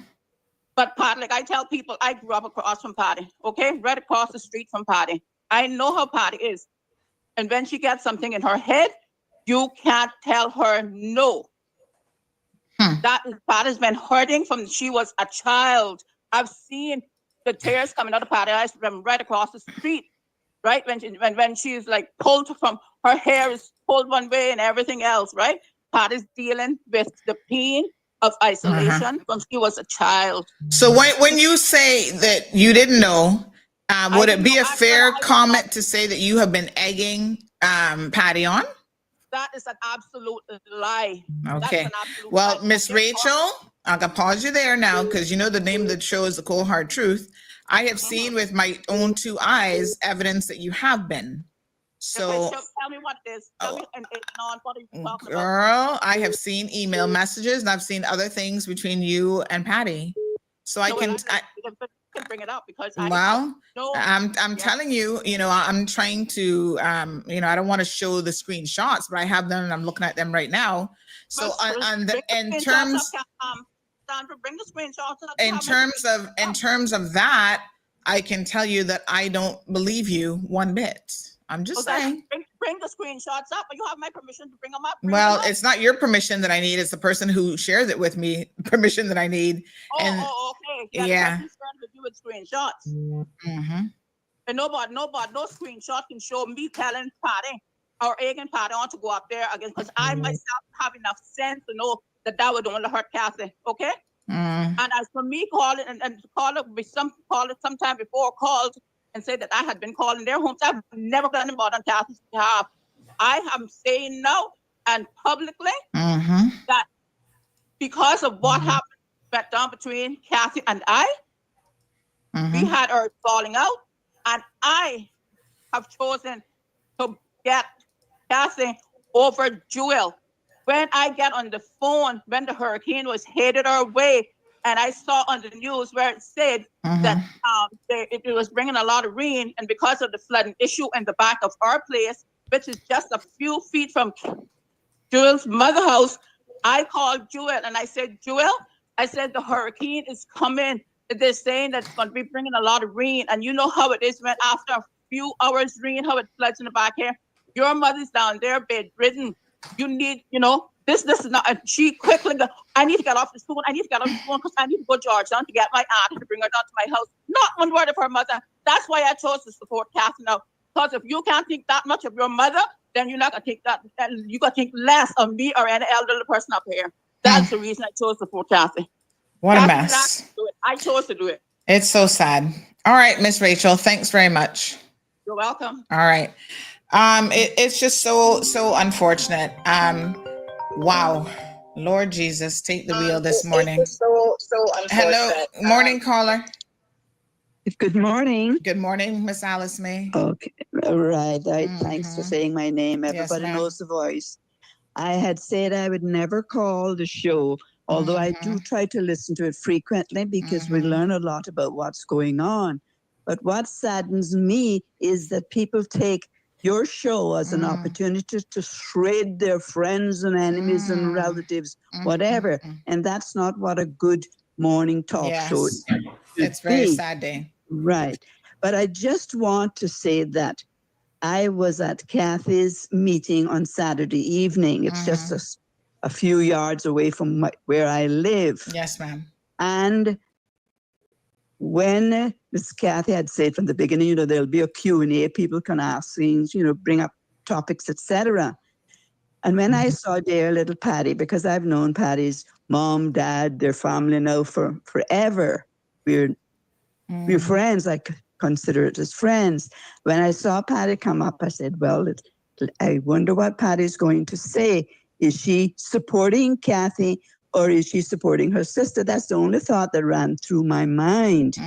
Then when she spoke about her grief and around the subjects a little bit, and then spoke about her sister. It pained my heart to hear that kind of thing. But I was just a few feet away from Kathy's table where she was sitting, and Kathy looked very uncomfortable, very uncomfortable. And I could understand that because so was I, because I don't think we should be tearing each other apart. We should be Yes. Well, building that's each certainly other not the up. forum for it in any event. Right. It was not the forum for it. But for anyone to suggest that, oh, she should have taken the mic from her and done things like that, that would have just been adding fuel to a fire to try to stop. The 4 minutes might seem like a long time, but it was not a situation where Kathy could have, and she didn't have kill switch. She doesn't have a nice board like you have, and how the mic and system was set up like I said, that. next time. Yes. She got to be ready. Yes. We all need to have Bouncer Ebank standing up there, whoever that may be. Yes, but again, Sandra, you know full well that would not have poured oil on troubled water. It would have exacerbated the situation and made it much worse for the entire gathering. And it was best to suffer through the painful sharing that Patty did. I love her dearly. The whole family, I mean, I've known them from the time I was very young, and that's a while ago. But let's not tear Kathy apart thinking that she had set this up or condoned anything Patty was saying. And Kathy then said, she thanked for her endorsement, because it was an endorsement in that she said, I will be voting for Kathy. So that is an endorsement, not a full-long speech. So please, West Bayers, West Bay Central, Caymanians, let us stop ripping each other apart. Let's stop being crabs in a barrel, that in order to elevate myself, I will rip you apart with whether it's true or whether there's pure fabrications. We don't need to do that to our country. We all need to understand, first of all, how a government works. And I'm jumping over to the part about Kathy, quitting Kathy, Andre, Sabrina, and Heather, the four of them quit. It's because people do not understand the Westminster system of government, where you are in the cabinet. Yes. Cabinet makes decisions, and whether or not each member personally agrees with that decision, once the decision is made and they step outside of the cabinet room and go into Parliament, they cannot then say, oh, I was against it. No, it's collective responsibility. We each owe ourselves, our families, our country, gaining knowledge of how governments operate. You can quit. That's the only option you have when you don't agree with what the cabinet is doing in a Westminster system, and I know you know this, is to step away from it, or either stay there and it will be coming across to the whole world as if you were 100% in agreement with what was said and decided. So you have to make choices. It was a hard choice, I'm sure, for them to step away from it because they had so many issues dealing with, but it was the right decision for them to do in those circumstances. And I want all voters of the Cayman Islands to think long and hard about the true issues of the Cayman Islands, not voting for personalities, but let's get going on the 30th of April and vote for those persons who not just have the ability, but the intention to work for the people of the Cayman Islands. There are those who will step up and run because it's the size of the paycheck. And then there are those who just want to be important, seen as important.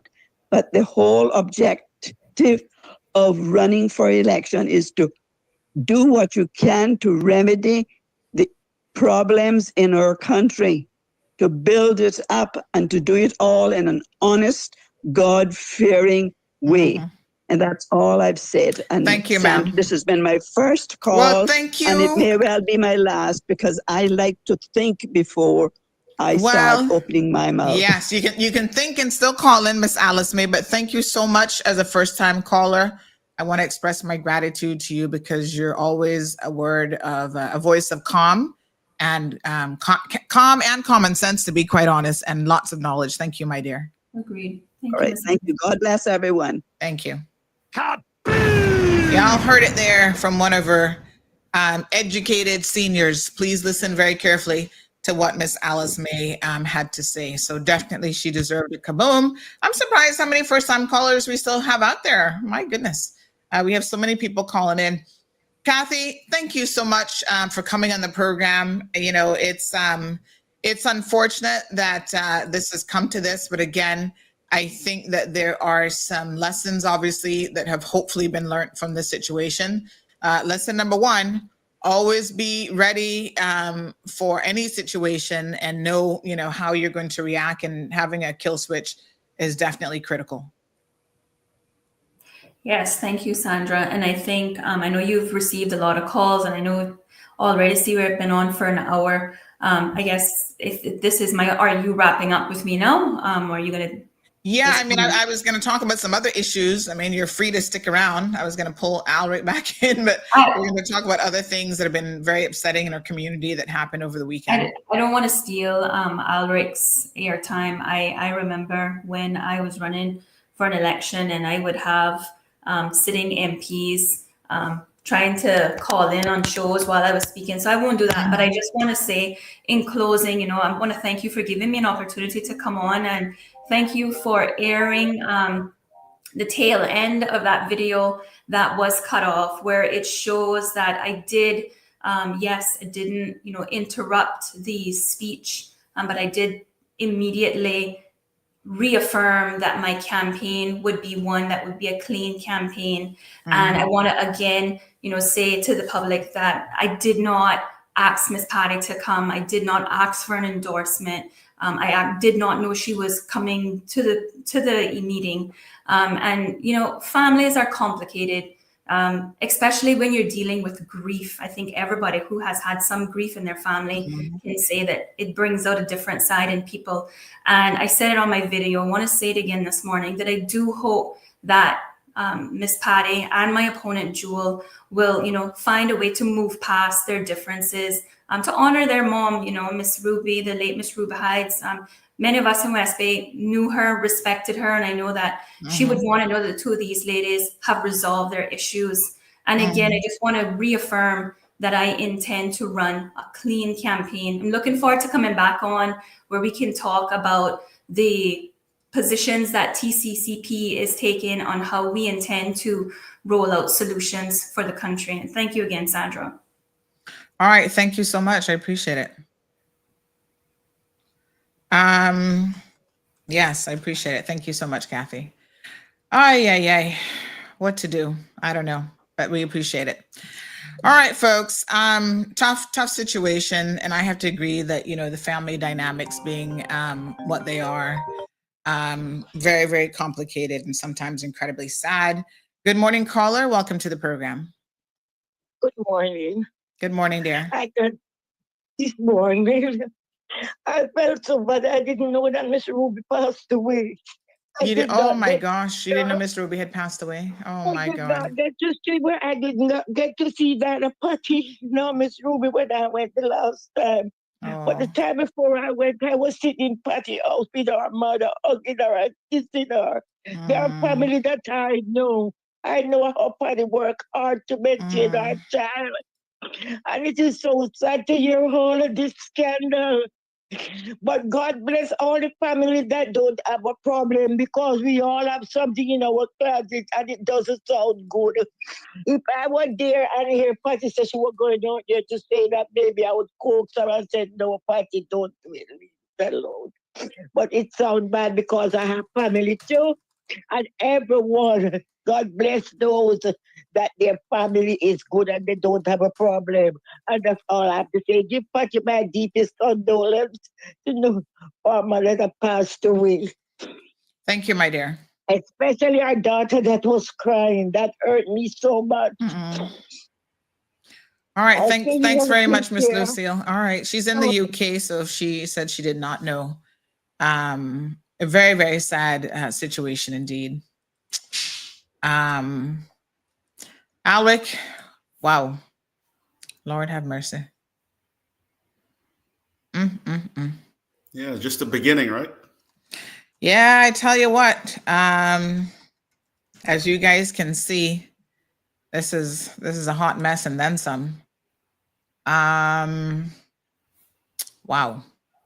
The thing is, when these things happen, the candidates don't focus on their campaign and their solutions. Then they then get distracted.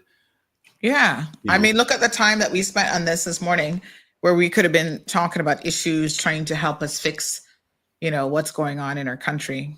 Caymanians, generally speaking, need to try to get more unified. And this is human beings. I'm not even going to say just Caymanians, because, Americans, Filipinos, everybody all over the world have these issues. But as such a small island nation, we could really do with being way more unified than we are. And, a lot of our core issues start within families. And so until we can fix some of those, we're going to have these societal dysfunctions at a higher level as well. And, like I said, I'm also in a difficult situation, and I don't know what to say or what to do sometimes, because I'm the youngest of 8 children. So I think, well, how am I expected to fix generational issues? I can't fix it, is the only conclusion that I've come to.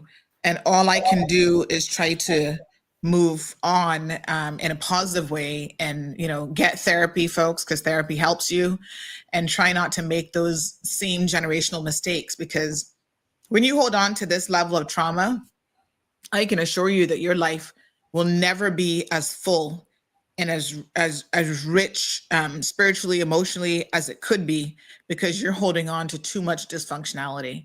And so there are people in my life, in my own family, who I don't have any meaningful relationship with. And that's the way that I have to do it, to protect my own sanity and my own well-being. And because I refuse to engage in this type of chaos.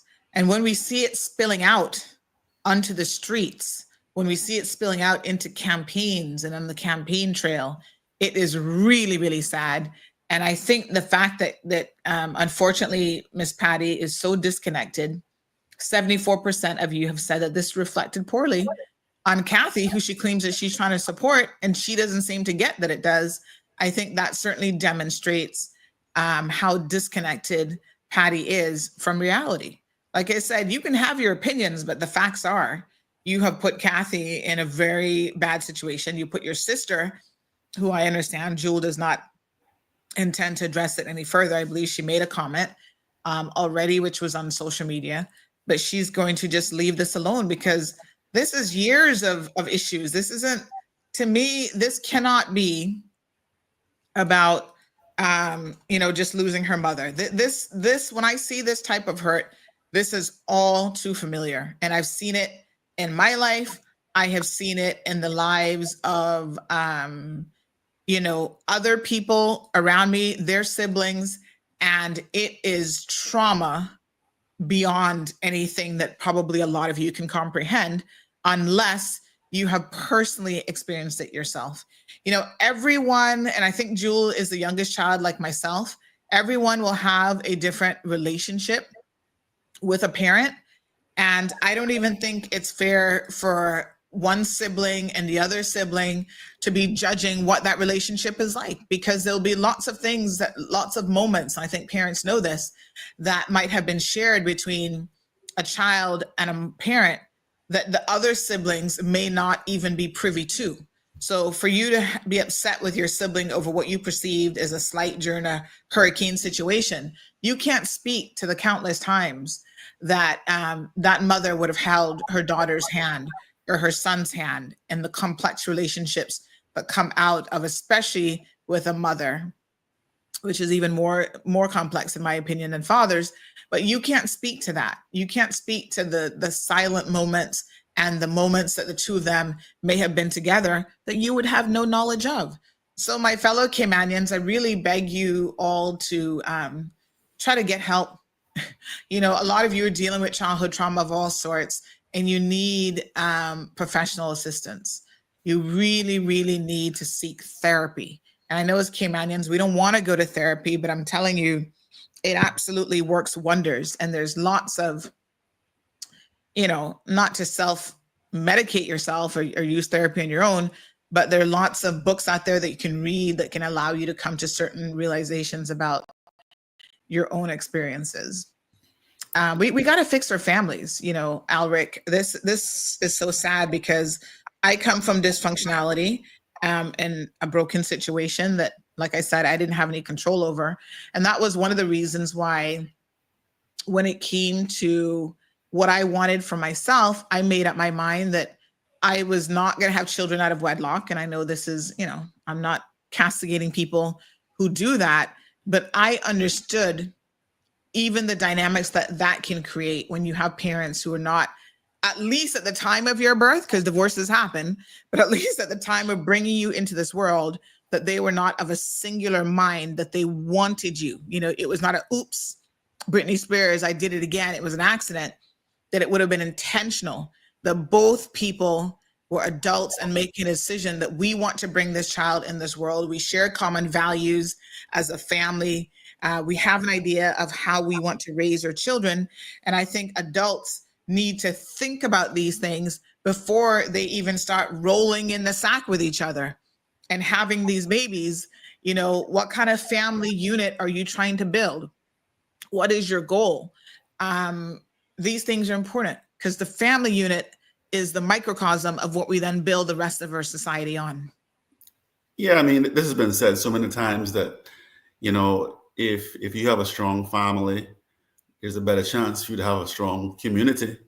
And if you have strong communities, it's a better chance for you to have a strong society, which is made up of all those communities. So you're so right. And also look at what our children are experiencing. You remember going to the Alex Panton Foundation event the other day, and it was so shocking.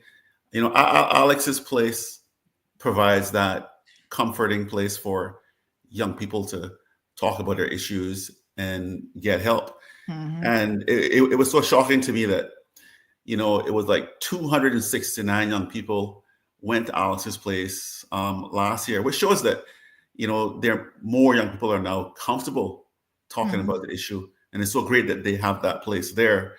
And to break it down for people, that's just one piece of data. That's all. I'm not going to go into any detail. The 269 young people that went to Alex's place in 2024, they visited 2,658 times. I mean, that just shows you that our young people are reaching out. So it all goes back to your comment. You know, we have to ensure that there's good mental health facilities in place for our young people. Otherwise, they're not going to get the help they need to develop the way they should, to be contributing members of the society. You are spot on with this. Yeah. And, you know, parents, I mean, listen, y'all have to get your act together because you can't raise children that are, you know, capable of being confident and strong individuals into young adults if you yourself are battling all of these issues, whether it's drug addiction, you know, psychological issues, childhood trauma in the form of like sexual abuse and all these other things. If you don't get help for yourself, the chances of you actually being a present parent who can benefit and propel your children to excel is going to be diminished significantly.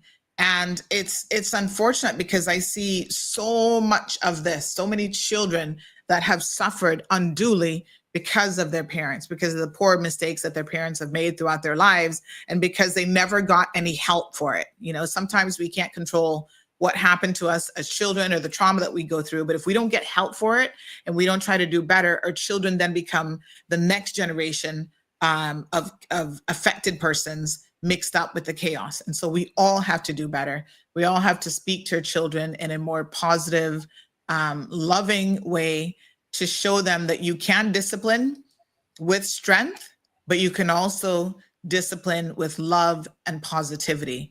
And you don't have to be beating up on your children every 2 seconds to try to get a message in their heads. So very, very sad. But let's talk about a couple other things that happened. Well, I want to jump in there. I want to jump in there 1 second. Sure. I think also we need to get rid of this whole thing about men are so tough. And so they don't want to talk about their problems. So that's one of the things that, you know, the psychiatrist talked about at the event that weekend, is that more women are seen in the data. But just because more women are seen in the data as seeking to get help, that doesn't mean that men don't want help or men are not seeking help. It's just that we have this whole idea that men are so tough, and so men are more unlikely to go and get help. We need to change that. We need to change that. I mean, if you're a man who's going through issues, it's okay to go get therapy. You know, it's okay. Because the idea is for you to become stronger and contribute to your country, you know. Absolutely. And we need men. We need, you know, strong men, and we need weak men. And when I say that, I mean, we need men who can accept that they are vulnerable, that they hurt, and they have been through trauma as well, and they're willing to speak to it. So, you know, weak is normally seen as something that is negative. So I don't want to use it in a negative sense, but vulnerable, maybe vulnerable is the better word. We need men who are vulnerable and who can demonstrate that. And, you know, I don't know, we just need a reckoning. And I think that, again, a lot of it comes back to these kind of stereotypical roles and impressions that we have of men and women. And as a community, we want people to fit into a box. Like, women have to act this way, you know, men have to act the macho man of the family and so forth. And so we need to break down those barriers quite a bit. This person says, my mother always told me that people should heal themselves before they have children. That way the children won't need healing themselves. So amen to those very poignant words from your mother, young man. Thank you so much for that. This person said that Ms. Jewel was also the financial backbone for Ms. Ruby, and she did the best and most that she could. Again, you know, people would know the personal situations. I'm not trying to get into any of that. So there you have it. What a hot mess. So one of the other things, Akil says, our safe place is in the shower. No one sees us when we cry. Oh my gosh. Yeah, very sad. Let's talk about Larry. Larry has become a pain in my rear end, obviously. In case you missed it last week, Larry is the geriatric man who is almost 80 years old, I'm told. I don't know his exact age, who essentially attacked and choked and attacked in public a 17-year-old Caymanian young man. I called him a boy because 17 to me now as a 52-year-old is a boy, more or less, you know, attacked him. And the police finally came around over the weekend to actually making some statements about this. And I'm going to say that we are very, very disappointed in what the police have had to say. It's unfortunate because their response at the scene was to automatically assume that the young Caymanian 17-year-old was the aggressor, that he was the one who was to blame for the situation. They arrested him, took him to lock up, and it wasn't until some hours later, like 9 o'clock or after 9 o'clock, that he was then released. And so in the moment, now they're moving very, very cautiously. Oh, we need eyewitnesses. We need to carry out a proper investigation, chain of evidence, and all this kind of, quite frankly, bullshit is what I'm going to call it, because that's what it is. Now they're overcautious. Why were you so overzealous during and at the time that the incident happened? And I don't know how much you guys follow statistics about what happens to people at the scene. But when we use terms like prejudices, racism, and so on, let me be very, very clear and explain to you guys that these are not things that you pull out of thin air. There is good, clear evidence that, for example, in the United States of America, that you are like 10 times more likely to get arrested even for minor traffic offense if you're an African American than anybody else. And there's nothing that can logically explain those types of statistics except that police go in with a certain impression, whether they're Caribbean, white, black, whatever. They certainly go in with a certain impression of the, people that they are having to deal with. And more often than not, if you are a person of color, you're going to be automatically put in the box as the aggressor and not the victim. So what made them at the scene assume that a 17-year-old compared to this big, burly man was the aggressor? Especially when you had eyewitnesses. We've seen the videos where other eyewitnesses were saying, ma'am, I can talk to you. I saw him choking him. I'm a witness. So I laugh at the police when they now come forward talking about the fact that they want witnesses to come forward. Why would you have not taken all of the details from the scene of the accident of the people who were there? I mean, look at this video. Miss, I do witness and I must find my armor, Miss.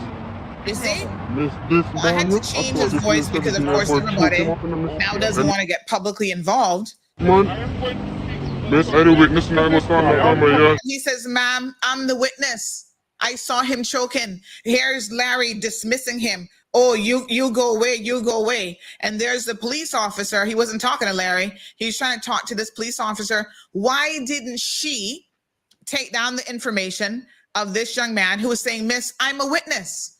How dare you, RCIPS, come after the fact talking about you're looking for look at this little froppish piece of shit on the screen, right? Oh, you go away. Who are you? I mean, these people come to Cayman. Listen, they're lucky. They're very lucky that we're such sweet little people, all twirled up in Cayman kind foolishness. Because had he done this in Jamaica, this would have been a very different outcome. Had he done this in the United States of America, this would have been a very different outcome. And you know how duplicitous and nasty these people are? They had the nerves, and I had to tell one of our page administrators to stand down because they were online goading her into having a conversation. I don't know who this natty whatever person was on, I think it was Instagram or Facebook, I don't even know. They kept sending her all of these messages, right? And she was responding back and forth, talking about, oh, well, did you know the young man had a gun? And all these things that were absolutely falsehoods and lies. When I joined the conversation and had to put them in their place, you know how that went. I said, listen, you guys can try to rewrite the narrative of what happened, but that young man did not have a gun. The slackness and what Larry is now trying to say actually happened is absolutely just ridiculous. Let me say this about Larry, right? Larry's actually here on a work permit. I want y'all to listen to me very, very carefully, because this is now where I have a problem. Larry's here on a work permit.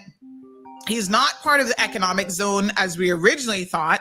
I don't know why he has that up on his LinkedIn, trying to be duplicitous, but apparently he's here running a business. Remember I told you guys, I actually met Larry. I didn't realize it until the end of the last show. I actually met Larry. His proper name is Lawrence James McGean. I met Larry, and his business partner in Cayman, and I guess this is why he thinks he has so much fucking clout, is Winston Connolly, previous MP. That's why he can go around telling, oh, you know, yeah, I'm connected. I know people that, Larry, in case you didn't get the memo, we don't give a frig who you know from who you don't know. What you did was absolutely abhorrent and wrong. And you should be sitting in jail right now. If we had a police force with half the size of squirrel nuts, they would already have you in custody. Good morning, caller. Yeah, Sandra, instead of you thinking about I being uncontrollable, you need to listen to yourself on your own show.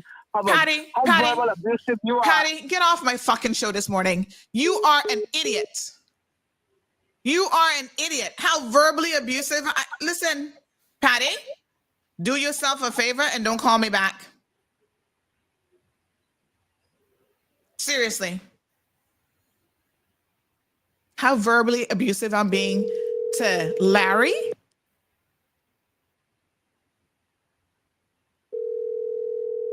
Really?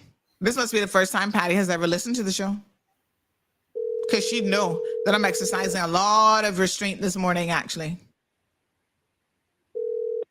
You have. That's right. Don't answer, because Patty, you are a number one coward is what you are.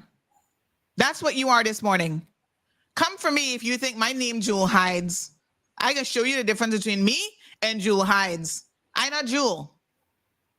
You need to look inward at yourself and why you are being so petty towards your own sister. Your heart is dark and full of hate. Get a life. All right. My apology to my listeners. But if Patty called me back, I can tell her about her backside in more ways than one. She needs to get over the hate. Her life is what it is because of decisions and choices that she has made. That's what she needs to focus on. Let's continue back to Larry. You see why as Caymanians, we can't even be of a singular and proper voice? I'm talking about this idiot Larry who's attacked a 17-year-old, and Patty has the audacity at this moment to call in, tell me I must listen to myself while I'm here defending a 17-year-old Caymanian child. Patty, don't get me started here this morning. Out of respect for Alric, I'm not going to say much more to you, but trust me. Just trust me. I'm not going to say much more to you. Alric, you making me behave this morning. I hope you know.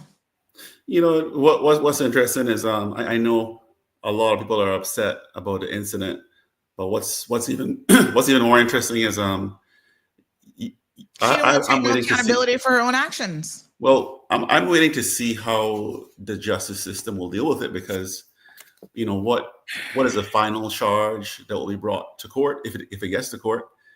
And as you know, even if it gets to court, you know, they look at your previous good character, they look at early guilty pleas, they look at all that stuff. Mm-hmm. And then a bunch of time is taken off. So you may find, even in this case, that once it goes through the process, there's no real consequence. So that's why I always encourage people to really read and understand and pay attention to what's happening so that they can understand how all these systems work. So yes, we're upset, but do we have someone who's willing to make the necessary changes to make sure that certain types of situations get mandatory sentences and they're not subject to reductions for early guilty plea? Absolutely. And good character. You know, the unfortunate thing, Alric, is in the last, and I mean, this has been happening for a very long time, so I'm not even going to say in the last 6 months, but we've seen the increase of people who have come to our community. In this case, you know, Larry, who's here on a work permit. And again, I asked Winston Connolly what his thoughts are on Larry's egregious behavior. And somebody said that Chris comes, the young man, the 17-year-old, comes from a very good family. Larry's a liar. And if anybody should be deported, it should be Larry and Linda that needs to go. And Winston should cancel his work permit. So I have to wonder now, as his business partner, and with Winston being the majority shareholder in that company who has Larry's work permit, you know, what are his thoughts this morning on the behavior that Larry has actually exhibited in public? Now, my understanding is his work permit is going to be coming up here very, very shortly. So this would be a good time, what's his name, Winston, to not renew that work permit. Who do you think is going to want to now purchase a car from LGG Energy Limited retailer working with Winston Connolly and this man Larry, after Larry demonstrated the caliber of individual that he is? I mean, honestly, this is absolutely disgusting. And I'm very, very disappointed in the police, who did not do a very good job at the scene. They didn't take down people's names and numbers for follow-up and statements. And then they have to issue a public statement begging us, the public, to help them. This is why we don't want to help them sometimes, because their officers screw up a case and then we must do their job for them. Did they take down this young man right there saying, hey, ma'am, I'm a witness? Did they take down his name and number? Did they take down the name and numbers of all of the EMTs that were there? Right? And all the other people who pulled over to offer assistance and to see what was going on. There was a whole gathering of people who saw different bits and pieces of this. Now they're claiming that, oh, you know, there's a way that the evidence has to be submitted into you know, the courts and whatever, if this is going to proceed to criminal matter, so that there's a proper chain of evidence. That's your fault, RCIPS, that you have not gotten the proper dash cam footage from the relevant individuals. So on behalf of the RCIPS, who tend to screw up quite a bit, You know, I try to help them where I can. I want to ask for anyone who was at the scene of this incident, who, you know, the young man, obviously a Jamaican fella, who was recording it as he was driving by. We've got some audio dash cam footage from the young man's car itself, to please come forward with your footage and provide that to the RCIPS along with a police statement. Good morning, caller. Good morning, Miss Sandra. Yes, honey child. I guess, thank God we're alive. We live to see another day. Yes, ma'am.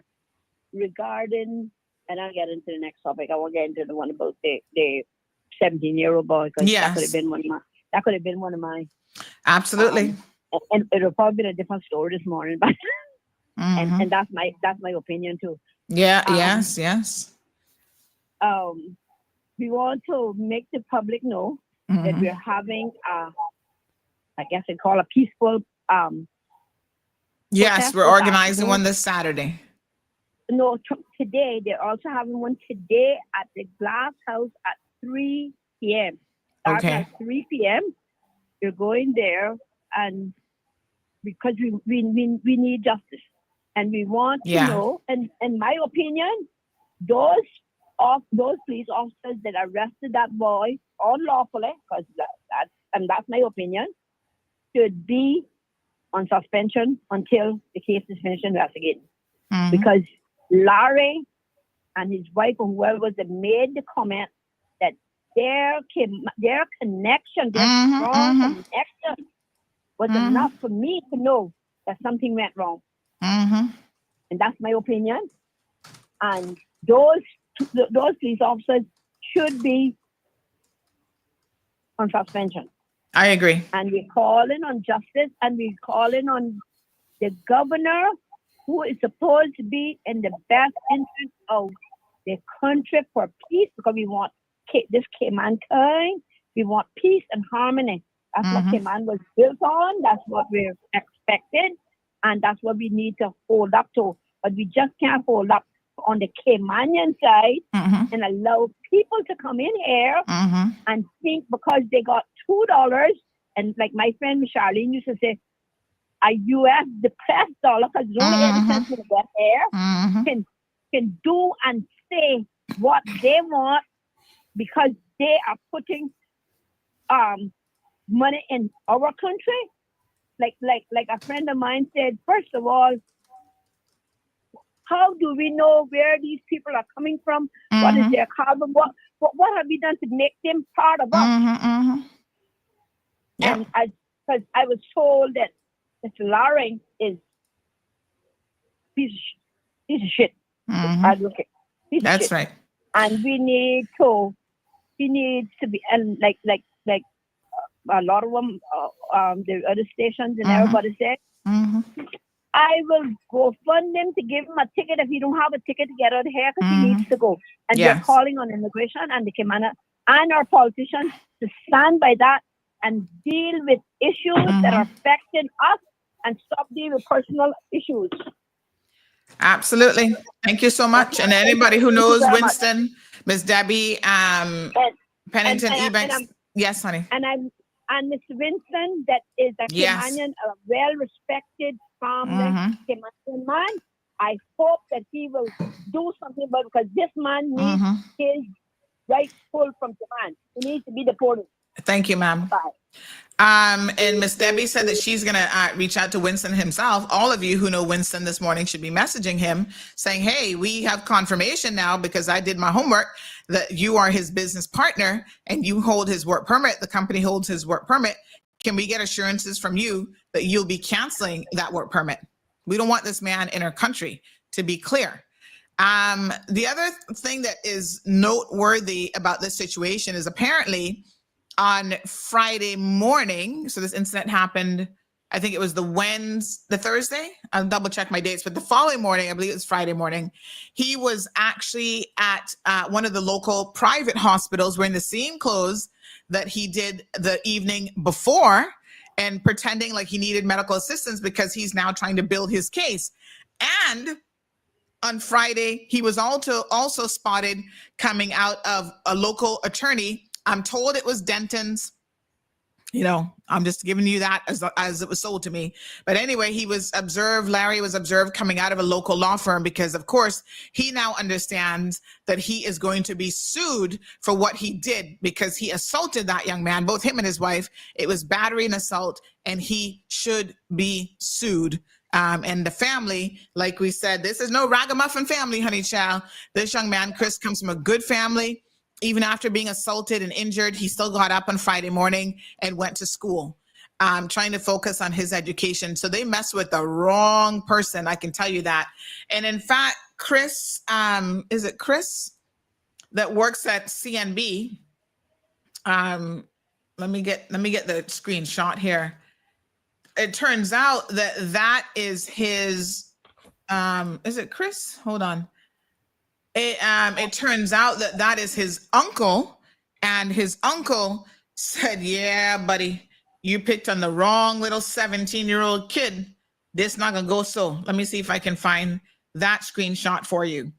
So anyway, this culminated in obviously people being very, very upset about the lackluster response from the RCIPS. Like I said, I know better than to have too many high expectations of them these days.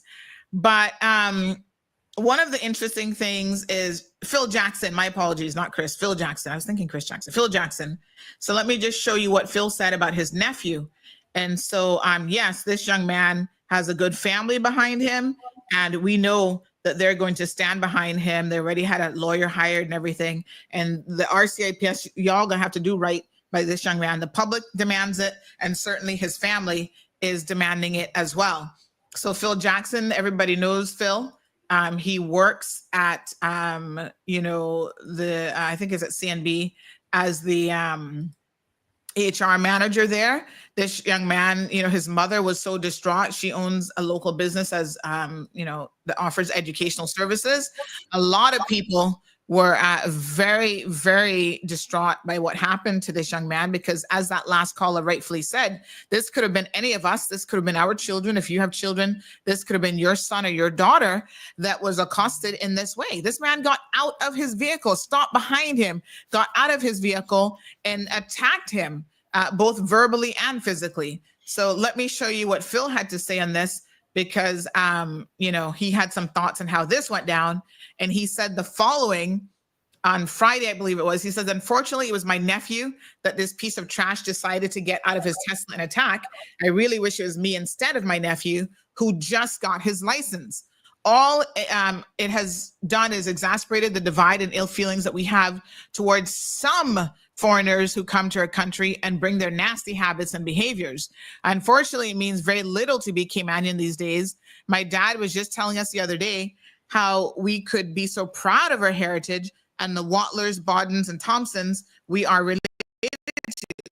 But for the younger generation, it's getting lost and doesn't help them in everyday life. So we need to unite and support our fellow Caymanians in jobs, scholarships, boards, business, etc. Otherwise, the future generations are going to feel even more hopeless. And we need politicians who are tough on immigration policies and stop the idea of growing our population by driftwood. Thanks to everyone who supported my nephew.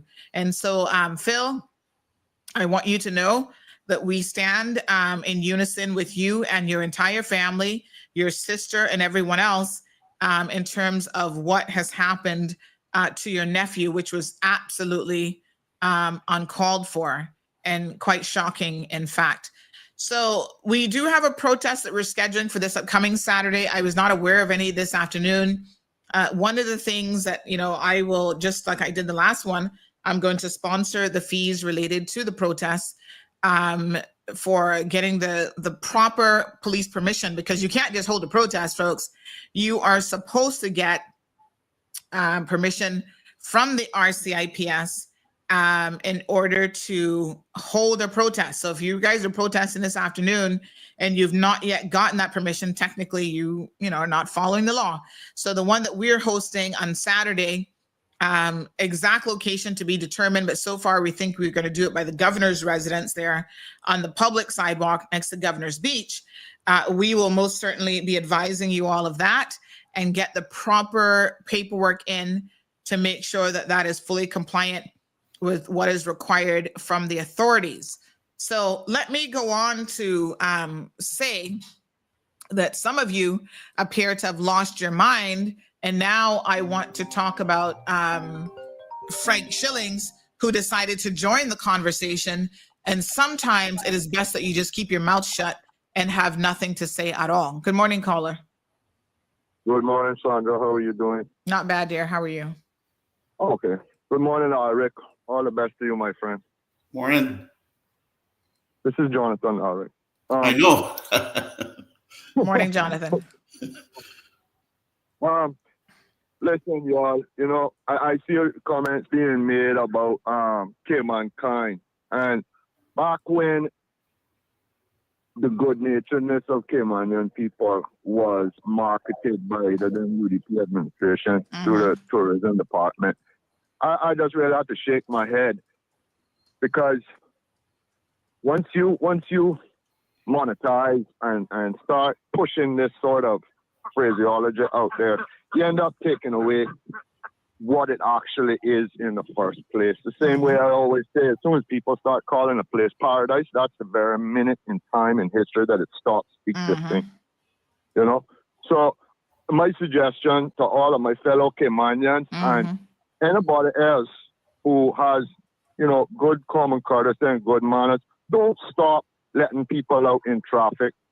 Don't stop being courteous to your fellow human being because of the abuse that Caymanians and other people, you know, receive at the hands of others who don't have that common courtesy, who don't have that level of just good-naturedness about them. Right? So let's forget about the fact that Cayman kind was used as a marketing ploy. Let's just remember where we actually come from and who we actually are. Before all of this, when it was more common than not to let people out into traffic. It was like a common thing. It was a course that we all followed. Appreciate it. Thank you, Jonathan. I'm not done. Secondly, Sandra, you know, I think we need to learn the difference between racism and prejudice. I 100% agree that the commentary made by Larry and Linda, that was racist. Okay? I think that, listen, if black folk want to use the word nigger as opposed to nigger, then you're actually asking for trouble. It's a word that is derogatory to that race. But what I saw, particularly at the hands of the English-owned Black Jamaican police officers, was not racism, it is prejudice. And there's a difference in those two words and their meanings. Prejudice is against Caymanians, regardless of color. Okay? I understand that historically there is truth that with prejudice against black people, it has always been like some kind of assumption made. Yes, that exists. But I think we do need to look at prejudice where it really is. And Cayman is not a race. Cayman is a people. We are a people from all over this world. Long time before 160 other nations came to Cayman. Caymanian people have been people from all over creation. And that is one of the things that has given us, the Caymanian people, the position that we have. Because we did not grow up with the level of hatred that other countries have and have had. And that gave us a beautiful thing. People, let us not lose that here. Okay? Because we do not want the standards of the rest of the world. We want to retain our Caymanian standards. So don't let this poison your mind and start being mean to people. Keep that courtesy that your grandmother and your grandfather taught you. That's what makes us Caymanians. And we don't need no damn billboard to know that, to remember that, to further that, and to keep it as our ancestry, our gift from our history. Thank you. Thank you so much, my dear. Thank you. Appreciate it. Absolutely. I agree with a lot of what Jonathan has had to say this morning. And let me now turn to how the conversation, and we get to really see sometimes how incredibly tune deaf people are and how disconnected they are from the community at large. So another platform shared something. It's a meme. I think you guys hopefully know what memes are, but we thought it made the point, and we were in agreement with this meme. So we put this meme up, and it says here, the new Cayman Airways flight coming in 2025, expat deportation airlines. Shout out to 345 Happenings. Someone shared this with me. And it has the guy from Indigo Divers and also Larry on here. And I thought, yes, these are the two personas non gratis as of recent times. And I have no issues saying that they need to go. So somebody said, please give Jonathan a kaboom. Mr. Winston, good morning. Morning. I'm still on air, so I know you're calling me privately, so I don't know if you intended to be on air or not. So if you want to speak off air, I'm just advising you. Okay. Yes, okay, I'm still on air. So I will call you after the show. Okay, bye-bye. Okay, thanks. Yes, honey child, because y'all know I done reached out to Winston this morning.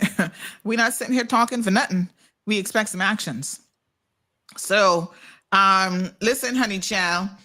Expat deportation airlines, we posted this and got quite an interesting number of comments. And, let me be very clear. As a country that is founded on diversity, even as Jonathan said, we come from a diverse people, right? That is who we are. You hardly find any Caymanian that can only say that they're from Yasso and that's it. We're all mixed up. We're like the Cayman mutt.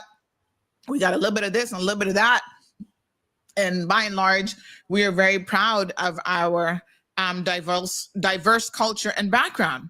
And so when we post this up, some of you, including Frank Schillings, who then made a comment, which we'll get into here in a second, seem to have think, and even some of our own Caymanians seem a bit confused, seem to have think that we're all about being anti-expat. Nothing could be further from the truth.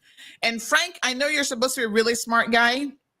And this is where now I'm going to ask you to use your intellectual capacity to pay attention. This does not say, just because it says expat deportation airlines, this doesn't say all expats must go. We have two specific pictures on here that anybody living in this community is well versed with what these two situations are and why we would be saying that these two persons in particular, and let's include Linda in there, she should be in the middle, that and Kathy, which is Chris's wife, all four of them need to get off of this island forthwith. Okay? We're not mixing and mingling our words on this at all. So for Frank to then post up this comment where he goes on and on about, he's been here, he invested 22 years of his life here, and then he wants to talk about Ken Dart. First of all, Frank, not for nothing, but please do not put yourself and Ken Dart in even the same sentence. You're wealthy, you're a millionaire, and you have money. Comparing yourself to Ken Dart, or even putting yourself in the same sentence as him, you're small potatoes compared to Ken Dart. Ken Dart can build entire countries if he wanted to. You ain't got them kind of dollars, okay? And do not speak for the DART organization, because I noticed that they're not out there making any statements about this sort of thing because they got more sense. I'm just saying. All right. So don't speak for Ken Dart. He has an entire PR department that if he wanted to get involved in this hot mess, the DART organization, DART Enterprises, would have issued a statement. They have not done so because they have good common sense after being in Cayman for all of these years, knowing when there's certain things you just don't get involved in. That is for Caymanians to have the discourse, even on social media. But you decided to inject yourself into this conversation. And I think it was in poor taste. And I don't have any problems with Frank. And trust me, I get all kind of stuff in him all the time. I've never really addressed Frank in any way. I've got him on my WhatsApp. Occasionally, we have a little brief conversation. I ain't got no bone to pick with you. But when you post this nonsense, then I got a bone to pick with you. Because this demonstrates how tone deaf you are, claiming that you've been living here for 22 years and you still as dumb when it comes to cultural things that are happening here as the first day you stepped foot in Cayman 22 years ago.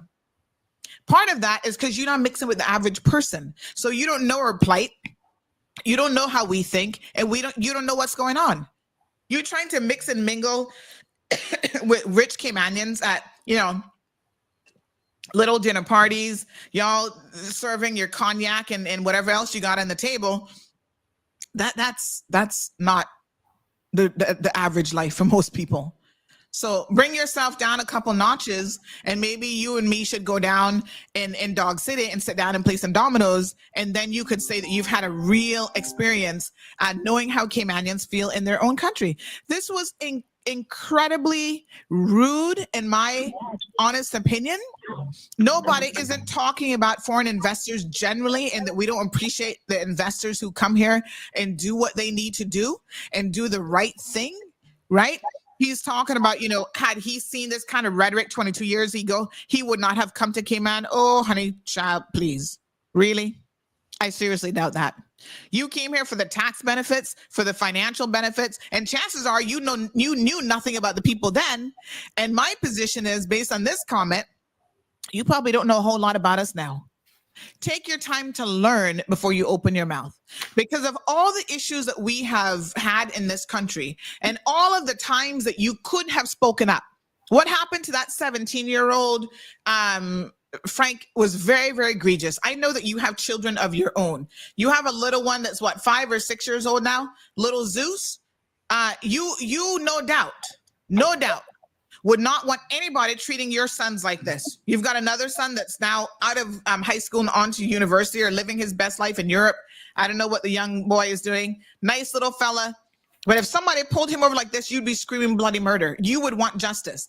Frank, the only question I have for you, since you want to speak up in issues, is why did you not speak out when all those videos were posted of what Larry and Linda did to young Chris, a 17-year-old boy? The story that went up about how they assaulted him, the ineptitude of the RCIPS, all these other things that we had posted, even in relation to this, you remain silent. The one time you decide, Frank Schilling, to open your voice is to try to castigate Caymanians and make us feel away because you think, erroneously I should add, that we don't want outward investment in this country, that we're saying that all expats should go. Where does this picture, because this was the picture that he was referring to, tell me something now, where does this picture actually say anything about all Caymanians must go? It does not say that, Frank. So either you don't know how to read or something else is going on here with your own prejudiceness that maybe you need to take a good look at yourself. I'm just saying. Good morning, caller. Good morning, Sandra. Morning. First time ever calling. Thank you, sir. I just have one thing to say. Mm-hmm. Why is it in the Cayman Islands whenever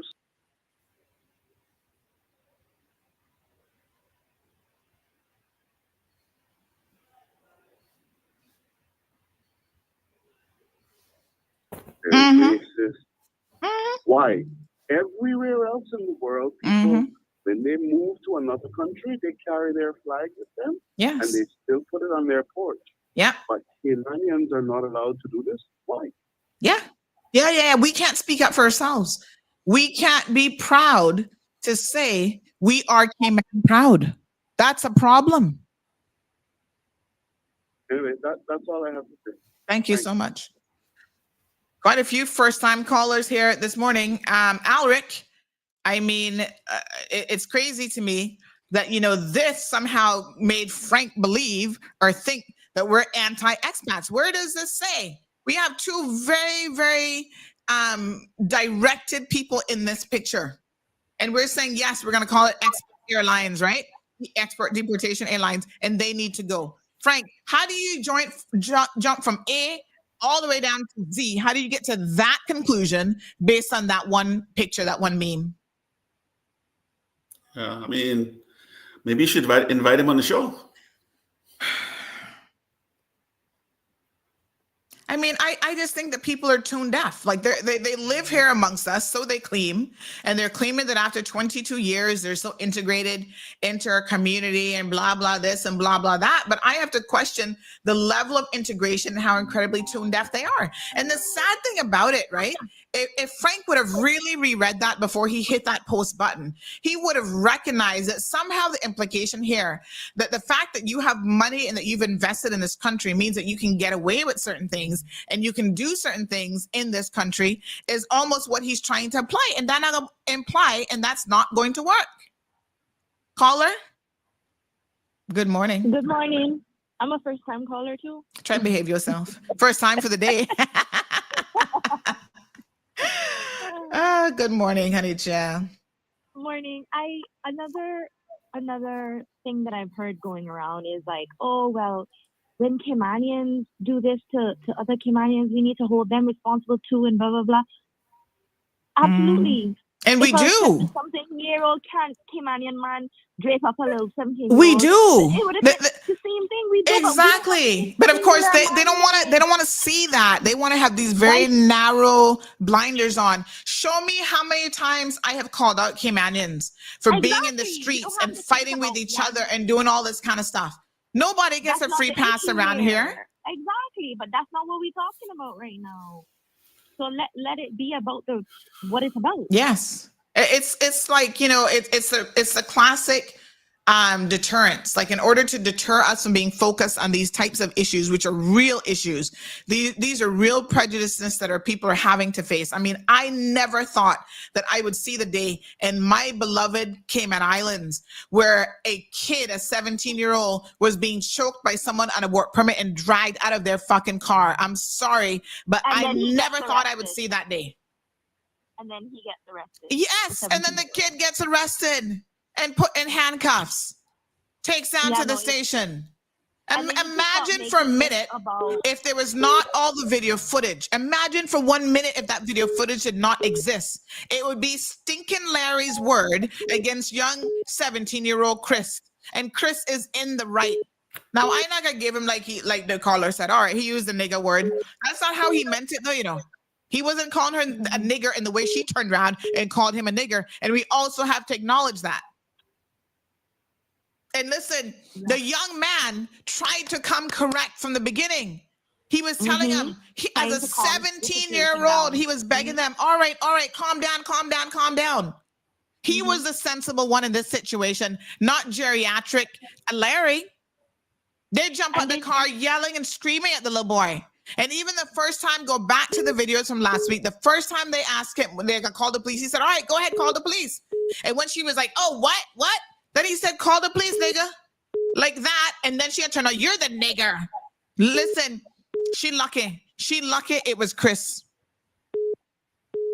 And people need to stop this. But because we are standing up for ourselves and because we are standing up against this foolishness that we hate expats. I've said it before. My mother is an expat. Yeah. My mother has no family here other than me and my sister. Mm-hmm. My father is a Caymanian, born, raised in Cayman, multi-generational. Mm-hmm. I have nothing against expats. I have many expat friends, but guess what? They come here, and whether they have money, a lot of it, or they have a little of it, they come here, they respect the people. They respect our culture. Yes. And they integrate and they get to know the people, and they don't just take what they can take and act like they're above the law. Those are the type of expats that we are against. Not all expats. So stop with that foolishness and trying to sidetrack us from the real topic at hand. It's ridiculous. Thank you, my dear. Appreciate it. We have another caller in the line. Good morning, caller. Welcome to the program. Good morning. Morning, my dear. How are you? Not bad. How you doing? I'm okay. I know you're a little bit salty now. My dear. Yeah. You know, it's after 9:30, so saltiness allowed. But anyway, I just have a 50 cents worth to add to Yes, this. ma'am. And that is, I am sick and tired of hearing this term, anti-expatriate. Yes? Let me just say to all of the expatriates living in my Cayman Island, you came here for a reason. Exactly. And I can bet you the reason wasn't that you liked the people. So let's not go there. And let's hold on. And the reason you came here is because you are a deserter from wherever you came from. You came here for the purpose of not paying taxes where you came from because you discovered that we are tax-free. And then you came here in small numbers and you behaved yourself.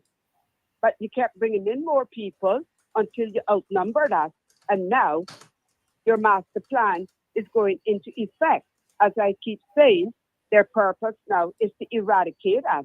And they don't care how, they just want us gone. Now they're very emboldened that they think they're actually going to beat our children off the street. Well, let me tell all of you expatriates something. You don't know us and we don't know you. You have come here and you have chosen not to integrate with us. We don't even know what you look like. And when someone who is a Caymanian has to speak up and defend the Caymanian or themselves, you get all up in your little feeling about you don't like you all, and if you had known this 22 years ago, okay, you did know it 22 years ago, but you know it now. You are not welcome here with that behavior. So you have a choice. Either behave yourself or you get back where you came from. And I am a Caymanian, and I will speak for as much and as long as I want. And any day you want to come for me, make sure I send for you. Because I will not be 17-year-old Chris. And I don't care where it takes place. And I see you misbehaving, I am going to call you out. If you want to tell me you know people in high places, guess what? So do I. So do I. I know all of them. But the people in high places need to recognize what has happened here in our little country. And do not be reacting to it. This matter could have been settled if we had had proper police. We don't. They're like the staff at Cayman Airways. They need training. Okay? They refuse to train them. I told them they would run into that problem too. And it happened. Now we have this man on our hands and we got plenty more like him. When that one was in here with all his ammunition, I asked the question, what are they planning? And I'm serious about that because that concerns me. What are they planning? Nothing happened there either.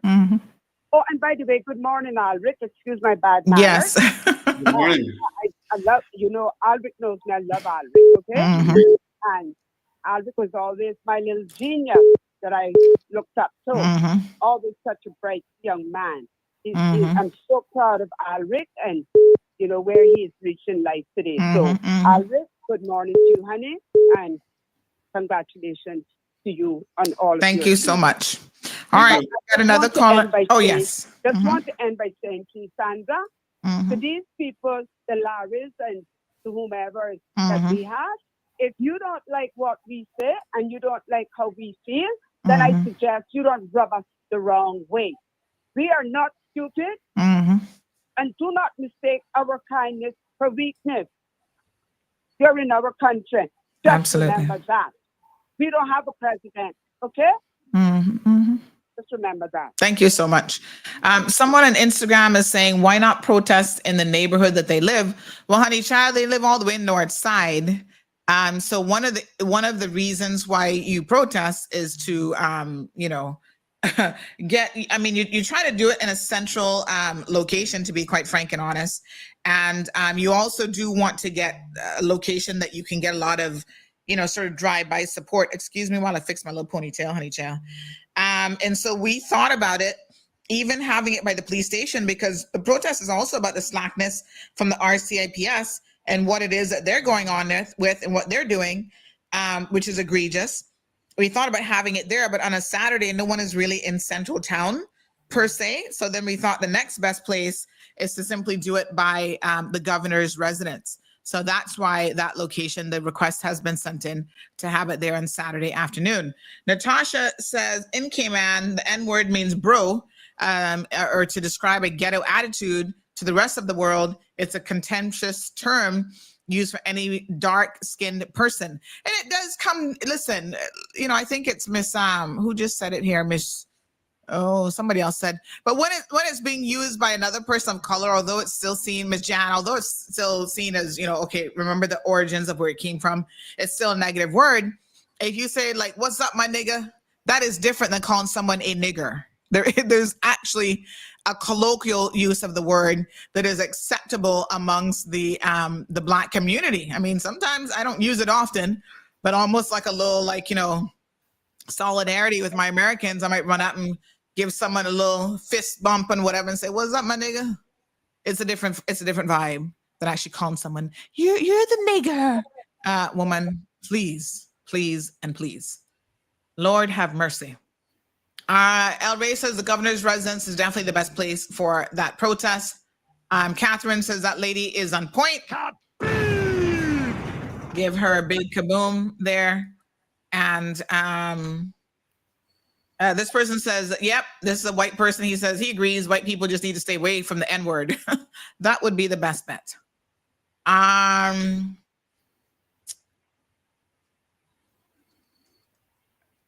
right. So,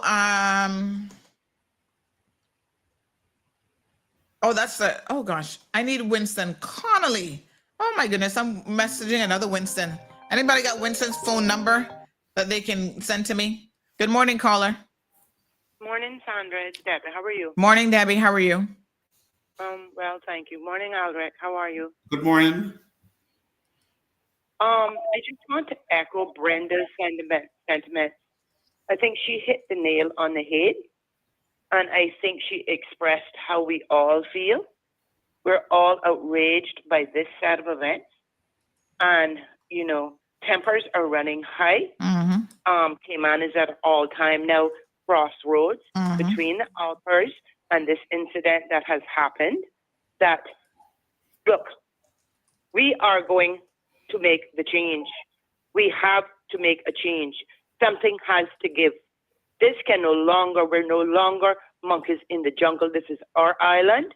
You come here as a visitor and you respect us. If you don't respect us, then you're going to receive the disrespect that you have received on social media from us.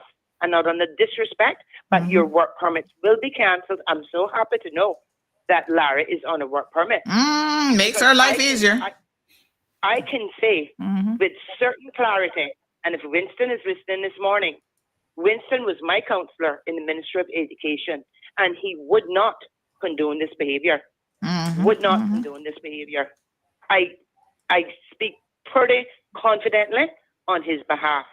I would be most disappointed if I am wrong. But if he does not do what he needs to do and have his work permit canceled, we, the people, are going to put in an application with many signatures, and it will be canceled one way or the other. Yep. But I have faith in Winston that won't happen. As I said, he needs to go. He needs to go. He and his wife need to go. The Alpers, because they have status, that's a little bit more difficult. Yes, unfortunately. I don't know how we're going to get around that. But they need to go. They need to have been gone. And we no longer are going to tolerate this Caymankind. There's one particular person who has commented on your forum with the plane and the two faces. I'm so glad that you made it so clear this morning that we don't feel like that toward all expats. There are many new Caymanians that have assimilated themselves into our culture and are very, very willing and are a part of our culture that I very proudly will say are my friends. But when you have other people who are Caymanians that came here, new Cayman, they're not new Caymanians, but they were born here to foreign parents, so they are a Caymanian, I guess. And they are going, making comments that are not at all in our favor, but are actually defending their behavior. Trust me, they need to go too, because Cayman has also been very good to them. They've been very silent, but they, like Frank Schilling, are speaking up now. They didn't speak up when the incidents happened. Exactly. I mean, the amount of times that I have thought that Frank Schilling, if he really, as someone who's lived here for 22 years, was all that concerned about what is happening in our community, he had lots of opportunities to show up and to speak up to demonstrate his solidarity with the people of the Cayman Islands. So I'm very offended, Frank, that this is the time that you chose to spoke up and that is the contribution that you had to make. Well, I don't really care. So who I'm speaking of in particular is Stuart Bostock. He made a very sarcastic comment on that thread, that forum. And he said, what Caymankind? This is Caymankind. It was a very sarcastic comment, and he had a lot of negative replies. I think mine was the most bombastic reply of all. And he has answered me this morning, and he is defending both of the individuals pictured in that meme, okay? Now, Stuart is defending them? How? Well, read the comments, go on that forum, and he's answered me directly. Which forum was this? This is your forum with the people, the two gentlemen on the plane that you shared. Okay. And he took offense to it and said, this is Caymankind in a very sarcastic tone. He had a lot of negative comments come his way, but I said I was probably the most critical, probably verbal, and he has chosen to answer me. But what I want to say on air to Stuart is this. Your father was one of the greatest head of immigration. I think he had more Caymanians respect than anybody else who has ever run immigration. He was one of those people that came here and assimilated himself with Caymanians and took up the Caymanian cause and was the best boss immigration. I'm sure immigration officers will tell you he was their best boss they ever had, and he was a very fair man. So I don't know what Stuart's problem is today. But he better get with the program, and he better get with it really, really quickly, because he is a Caymanian. So why not stand up for the 17-year-old boy? Why not stand up when we demonstrated regarding the Alpers, instead of suggesting, since we're doing protests, why don't we do a cleanup on the beach? I didn't take kindness to that comment either. So for him and many more, and to be clear, I didn't see Stuart's comments, but let me be very, very clear. We can have to Stuart and anybody else who thinks that because we're speaking up on these issues means that we've not spoke up or anything else. That's ridiculous. Human beings are capable of processing more than one idea at a time and being more focused on one idea at a time. I'm in complete support of clearing up 7 Mile Beach and getting all the vendors off the beach. That has nothing to do with this situation in terms of the way that people believe that they can come to this country and treat Caymanians or even other expats that are here. What we're telling you is if that is your negativity and how you treat people in your country, just because you have a couple of dollars, just because you have money or whatever, that's not Cayman. We don't want you bringing that here to anyone. Yeah, to nobody. So all of the Caymanians that have been born here and that are Caymanians that were born of two non-generational Caymanian parents, that their parents did assimilate themselves into our society, I suggest, Stuart, you get with the program. And if you don't have anything positive to say, then stay off of social media, because you're going to gain a lot of people that do not like you. And I don't have any issues with you, but I find it surprising that this is the second scenario that we've now dealt with, and on both occasions, your under-replies were what I consider very sarcastic and condescending. His reply to me this morning is right to the point. He's making it very clear that, including the two expats that are pictured, that there seems to be some type of a hatred that we have, and that expats have basically come to this island and brought wealth to it. Well, I am penning pen to paper now as we speak, and my reply is not going to be very good one. I'll leave it at that. But looking forward to the protest on Saturday. Yes. I want everybody to come out. Well, Stuart has shared that he says, I'm standing up for your husband, my wife, and my parents, but he misses the point entirely, Stuart. We're not talking about and hating anyone just because they're an expat. If Marlon Hill did the exact same thing that Larry did, I would be on his ass the exact same way that I'm on Larry's ass. So try to understand, it's about the attitude, right? He's in my country, he's in the Cayman Islands. Just like when I lived in the United States of America for 15 years, there was a threshold, and I don't care what kind of paper I had in my hand, there was a certain threshold that I did not go on with Americans about. It's respect is what it boils down to. And it doesn't matter whether or not I was a gazillionaire, I was a poor student, or I had $1 million in the bank or $1 in the bank. You respect the natives of that country. You respect their culture and their way of being. You don't have to like it, but sometimes you just need to keep your friggin' mouth shut and leave people alone, especially when you've done nothing to integrate into their culture. So let me be very, very clear, and I speak for the 99% of Caymanians who have no issues with expats in principle.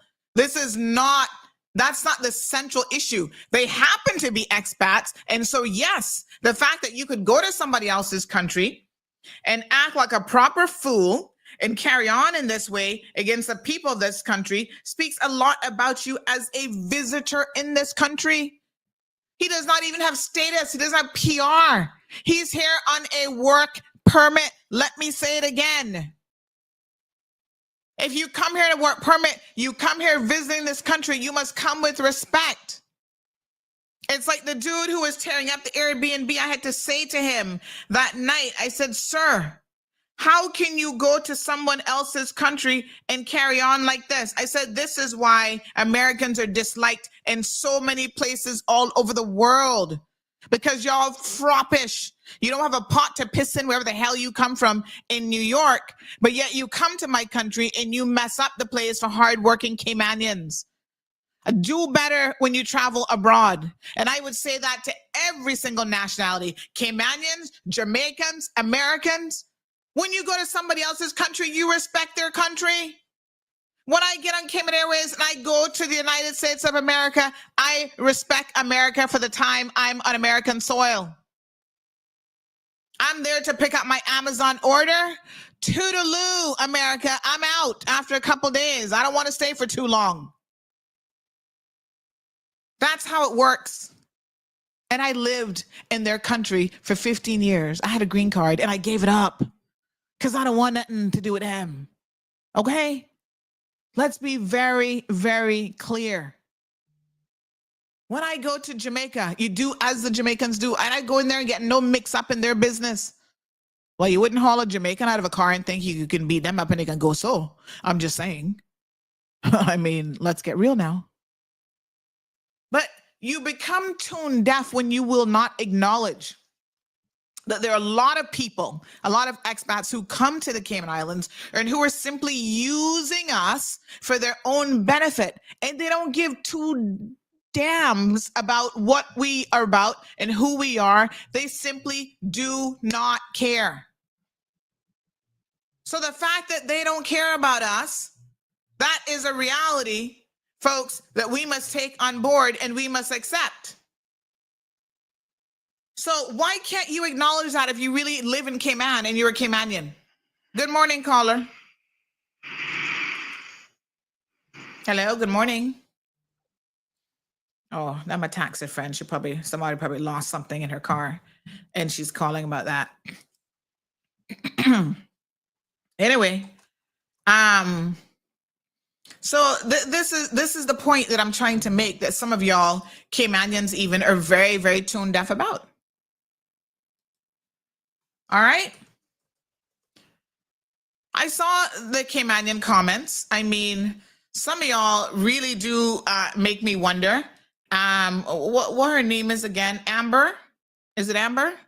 Amber, I saw your comments and girl, I don't know whether to hug you or I don't know what to do with you. You confuse me. All right. As a young Caymanian, you honestly confuse me because you don't even understand yourself how the plight of what you have gone through, some of it is directly connected to these very issues that we're talking about. But at the end of my day, you know, if you can't understand it, or if you simply don't agree, then you're entitled to your own opinions. I'm not here to tell you that you can't have your own opinions. What I'm telling you is I find it very, very bizarre and strange that you also, as a Caymanian, as a Cayman Bracker, miss the point. But, you know, it is what it is. Caymanians are diverse. We're going to think differently. We all don't think on the same wavelength, apparently. It's disappointing to me because I think that there's opportunities really, really missed here for us to be unified in a way that would send a very clear message to the people that, listen, this is the one issue now that you are no longer going to find any diverging voices. We are 1,000% on the same page with this. But there's always going to be the outliners who are being like, oh no, y'all are creating hate. We're not creating hate. We have been the subjects of hate for far too long. And all we're doing now is standing up for ourselves and saying no more. We're not going to allow you to continue to treat us like shit in our own country. We're not going to allow you to treat us like second-class citizens in our own country. We're all about being unified. Y'all could come up with this very, very convenient slogan of Cayman kind. You know why? Because historically, that is what we have been for far too long. And being Cayman kind has not been a good thing for the average Caymanian. It has allowed people to use and abuse us on a daily basis. And that is egregious. So Caymanians are saying, no more Cayman kind. Okay? Now we're Cayman proud. We're Caymanian proud. And there's nothing wrong with that. Having self-love does not mean that you go out there hating other people. Every country has people and policies and directives that is about supporting their own people. Why can't we have that as well? Make America great again, y'all. Cleaning, y'all not making it great. You're adding to the cesspool. But my point is, the idea behind it is let's put Americans first. So when we say, okay, let's put Caymanians first, what's the problem? Why is it that we don't have a right to say that? Alric, I'm sorry, honey child. You know I done forgot you're sitting here. My apologies. Unmute yourself. I'm just enjoying the tea. Marilyn says, hashtag Cayman spine. I mean, listen, I have had the what I think is really an enviable position to have lived in another man's country, grew up in somebody else's country as a foreigner. I went there on a student visa, right? And I know the struggles of being in that position. So a lot of times I do sympathize even with people on work permits because I know the difficulties and I know why I went there. I didn't go there because Americans are nice people. I went there to benefit myself. I was a child and the decision was made for me, but I was specifically sent there to get opportunities that at the time my father did not believe were available to me in Cayman. It is a very self-serving thing. The majority of times, 99.9% of the times when you move overseas. So I went there to get an education, to have an opportunity to be in a stable home environment. That's why I left Cayman. And I understand. And I'm not saying there's anything wrong with that. The problem comes in when these people seem to forget why they came here and they try to rewrite even their own narrative. And there's no degree of integration when they come here at all. Listen to me. My little friend Nathan had a birthday party this weekend. Unfortunately, I wasn't able to go because I had to work. I worked on Rolston's event. And then I came home. Marlon went, so I was on mommy duty. Miss Stacy was out partying at the party too. I heard she had a good time. And she says, "Oh, your friend was here. You know the lawyer, the lawyer that came by at Christmas party. She might have probably just said the white lady, just for quickly trying to figure out who it was. I had a bunch of white people at my Christmas party, so I'm thinking, oh, the lawyer. Okay, I know who that is." These are people, Canadians, who are here, been here now for a couple of years. And, you know, they're the type of people that you can extend an invitation to them and they're going to show up to the home of a Caymanian for Christmas. Nathan invited them, you know, Jamaican, yardie vibe, invited them to his little house party at his house. They show up, not for nothing, but somebody like Frank, I'm sorry, Frank, you know, I see the posts that you're putting up with what's his name? Deputy Premier Kenneth. You know, there's certain people that you want to rub shoulders with because you think that those people are well-connected politicians and you're funding certain people and whatever. But let's be honest, you're not the type of person that's going to show up to your handyman's party in the middle of Lower Valley or Northward or Newlands or wherever he live. You ain't got that vibe. You're trying to live a different kind of life that has nothing to do with Caymanians. So just be cautious when you say things, because given who you are and how we know you move, you know, you're going to be the dude hanging out at the Kimpton, and yes, there'll be some Caymanians there hanging out with you at Indigo and whatever, but the average Caymanian not into none of that. And so when you're speaking and you're talking about how you've been here for 22 years and you've integrated in this community, I even say to you, be careful, because your integration has been extremely limited. I'm just telling you the truth. Okay. You're not rolling with people that we're going to be rolling with. You've been in the bushes to get some mangoes off the tree with anybody yet? I don't think so. You ever got cowitch? I don't think so. I'm just saying. You gonna come with me and go find some guineps when guineps in season? I don't think so. So just relax yourself. Integration clearly means different things to different people. Listen, from one Caymanian to the next, Alric, you know, we want our elected officials to go in there this time and make some immigration changes because we need it. It's too easy to come here and take advantage of the situation. And again, I speak from both sides of this, you know, because like I said, I have been a student on a student visa and a visitor and a resident in the United States of America. And I knew what it took to change from one to the next and how to get there. For far too long, we have made it very, very easy in this country to transition, and we need to tighten things up a little bit.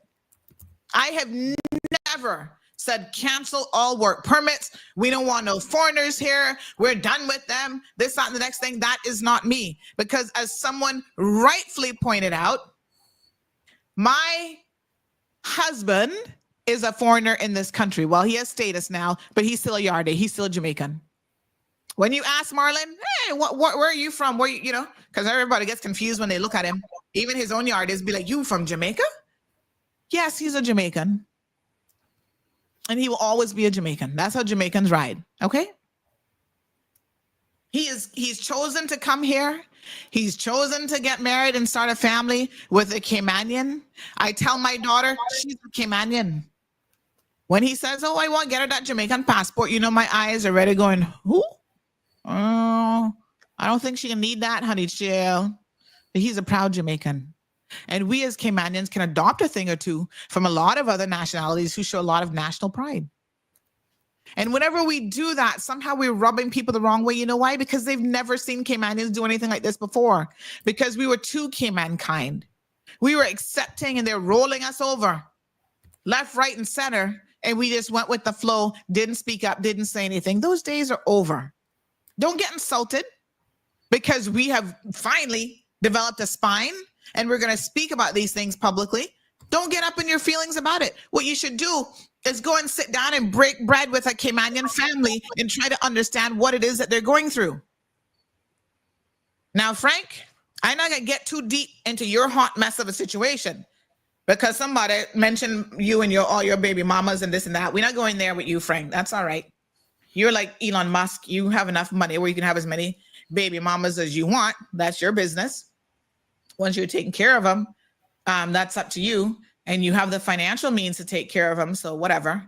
But, you know, what I'll tell you is over the years, I've had complaints about you and how you treat Caymanian youth.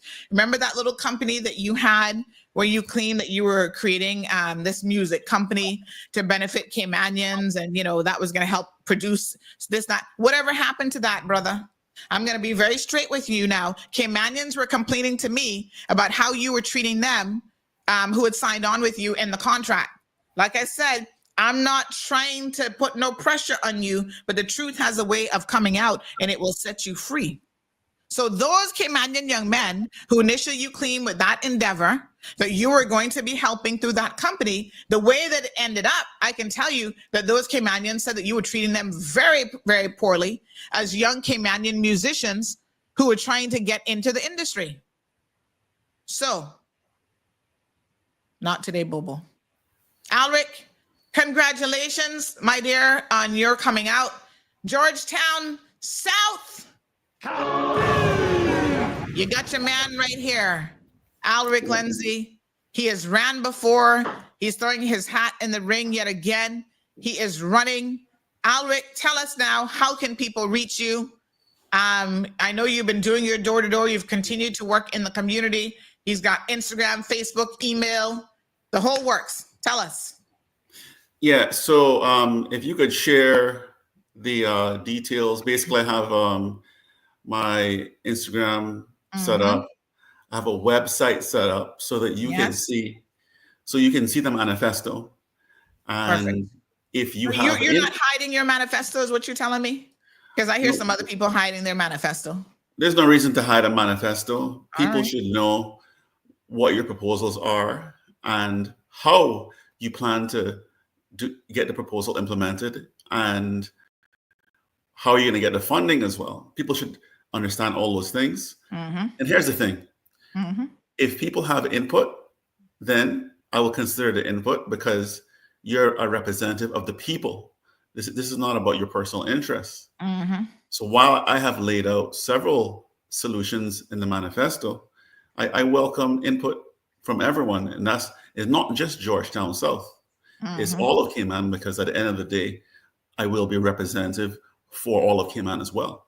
So I'm happy to receive any feedback by email after you've gotten a chance to take a look at the manifesto. All right, folks. So here's Alaric's contact information. Alaric4Cayman@gmail.com. I love it. He's not just saying just for Georgetown South. He's all of the Cayman Islands. Facebook /Alaric4Cayman, website alaric4Cayman.com. Manifestos on the website. Have you revised your manifesto since the last time? So you know what's so interesting, Sandra? So many administrations haven't done the things that they should do. So the same issues that existed in 2017, they exist now. So while the manifesto has changed a bit, it hasn't changed a lot because basically the issues were not resolved over all these years. So I think one of the things that I would like to highlight more this time is the mental health situation that we have. Yes, in Cayman Islands. It's been made far worse by COVID and other stresses that our young people in particular are feeling. Yeah. Big shout out to Clark 3788 says, I wish I could speak on my experiences at Uniregistry. Was sick to my stomach. Raz Jamal says the bees are out of the hive now. Y'all sit there. Y'all don't know the half of it. But anyway, Alric, we're going to have you back on the show. Mondays will be your day to come on. Folks, we're 2 months out from the general election now, as of this week. And we're going to put all the candidates who are willing to come on. I can't force them. I can't beat them over the head. Trust me, if I could, I would. But I can't. That would be illegal. So the ones that you see on this program are willing to be here. They're willing to come on here. And so, it is what it is. Alric has never been shy about coming and being in front of the people and presenting his viewpoints and presenting himself. And we are here certainly to allow him to use Cayman's #1 platform. At one point, we had well over 800 people today, verging on 900 just on social media alone. So he knows that he'll reach a lot of people. And Alric, I want to congrats. Lavana says, congrats to my cousin, Alric Lindsay. We want to congratulate you on putting yourself forward again. And the people of Georgetown South, which includes a good half of Windsor Park and South Sound, please look at your candidates very, very carefully. Alric brings qualifications and experience to the table. He's sat on government boards. He talked about his CPA and his legal background and experience. He, in more recent times, has launched his own online newspaper, which has given him a very different experience of having to go to court every single day. And within the court system, Alric has now seen a lot of the injustices that happen. Every single day he sits in, he reports on these cases, and he sees the very apparent, again, 2 systems for 2 different people. If you're a Caymanian, Yardie, Jamaican, whatever, you get one justice doled out, especially when it comes to firearms and ammunition. If you're a visitor, expat, or even a resident living in this country, you get a very different justice doled out. And that unfairness, that is what divides this country, not Caymanians standing up for themselves. It's the unfairness in the systems that we have to deal with. And so, Alric, I want to congratulate you on coming out, and I want to wish you all the best in the election. Thanks. I just wanted to share that the first community meeting will be Thursday, 27th of February, starting at 7 p.m. at the park in Windsor Park. So I've also started to send out a flyer with that information. The information is also on the Facebook page, which you've shared with the viewers. Yes. And I will also have a calendar on the website so that everyone can see when the upcoming meetings are, and then you can plan to attend. All right, fantastic. So mark your calendar. We'll be live streaming all of his meetings, of course, because he's on board with Team CMR when it comes to getting the word out there in marketing. So it's Thursday, February the 27th. That's this coming Thursday at 7 p.m. And the park at Windsor Park, Hawkins Drive, next to the basketball court, will be his first meeting. Of course, if you're a resident in the area, you should know exactly where that park is. So thank you so much, Alric. We really appreciate it. And it's so good to have you back in the race. Yeah, thank you for having me. All right, my dear. Have a good one. Okay, you too. All right, folks. That's another show. What a hot mess. Debbie says, yes, Alric is a good guy. He does a lot of charity work without highlighting his deeds on social media, which I respect. And he did talk about that earlier. I feel like, when you're a candidate, sometimes you have to highlight it because otherwise if people don't know, people don't know. Because believe it or not, I had people in Windsor Park, well, I don't know what he does. And I'm like, what a hot mess. Marshall says, congrats, Alric, all the best on the upcoming election. Melody says, Alric is a well-rounded guy. Good luck for you. And I'm proud of you standing tall. Way to go. Alva has rejoined the PPM. Yes, Gabby. She's rolling her eyes. I believe that Alva will be on the show. We have a couple people now who are coming on in the coming week. So, we give everybody an opportunity to come on. Some of them have literally waited until the 11th hour. And I warned them about that because I may not have the capacity now to engage with them. But, honey child, what a hot mess. All right, folks, that's what she wrote. Y'all have a beautiful and safe day. I know we didn't get to all of the topics today, but tomorrow is another day, God's willing, and we will be right here for it. Big shout out to the Instagram folks. Your numbers are very, very strong today. And I appreciate you guys always tuning in, YouTube, Facebook, and radio fans. Of course, we appreciate all the love and support that makes it possible for the Cold Hard Truth to be Cayman's #1 talk show. Listen, it's simple. We don't have to agree on everything. Sometimes we get a little bit heated and it is what it is, but y'all know that the love is real. And we're honestly here for trying to create a much better Cayman Islands. And that to me is the bottom line. I think anyone who comes here and wants to be part of us, then you have to know that this is how it works, So what a hot mess. Anywho, I'm going to have some good news for you guys coming out here shortly in relation to the dash cams. I've been working on a little situation where we can actually bring them in and have them for sale. Because, I still got my retail license for retail. I keep my license, pay my fee every year. And so a lot of you have been asking me, oh, Sandy, I can't get that. Can you bring it in for me? So I'm going through the steps of doing it the right way. And yes, the bottom line is we will be bringing those cameras in for you in due course. So just hang tight. I'm going to have a batch of cameras soon. Now, here's the thing. I'll do an initial order. And of course, I want to try to do the order based on the need of the people. So if you want one of those, I should have the prices by tomorrow, what the price point will be. And I'm going to sell it as a kit. So you're going to get the 3-camera dash cam, the memory card, and the hard wiring kit, which are all required for you to have the full features of it. If you, we'll get the pricing. If you want one, you just need to let me know. I'll reserve it for you. And that'll give me an idea of how many I need to bring in. And we'll get it all done and then make sure that you can get your dash cam. All right, honey chow. Goody, goody, goody. Y'all have a blessed day. And we'll see you tomorrow is Tuesday. So we'll see you guys tomorrow morning. Until then, please be safe.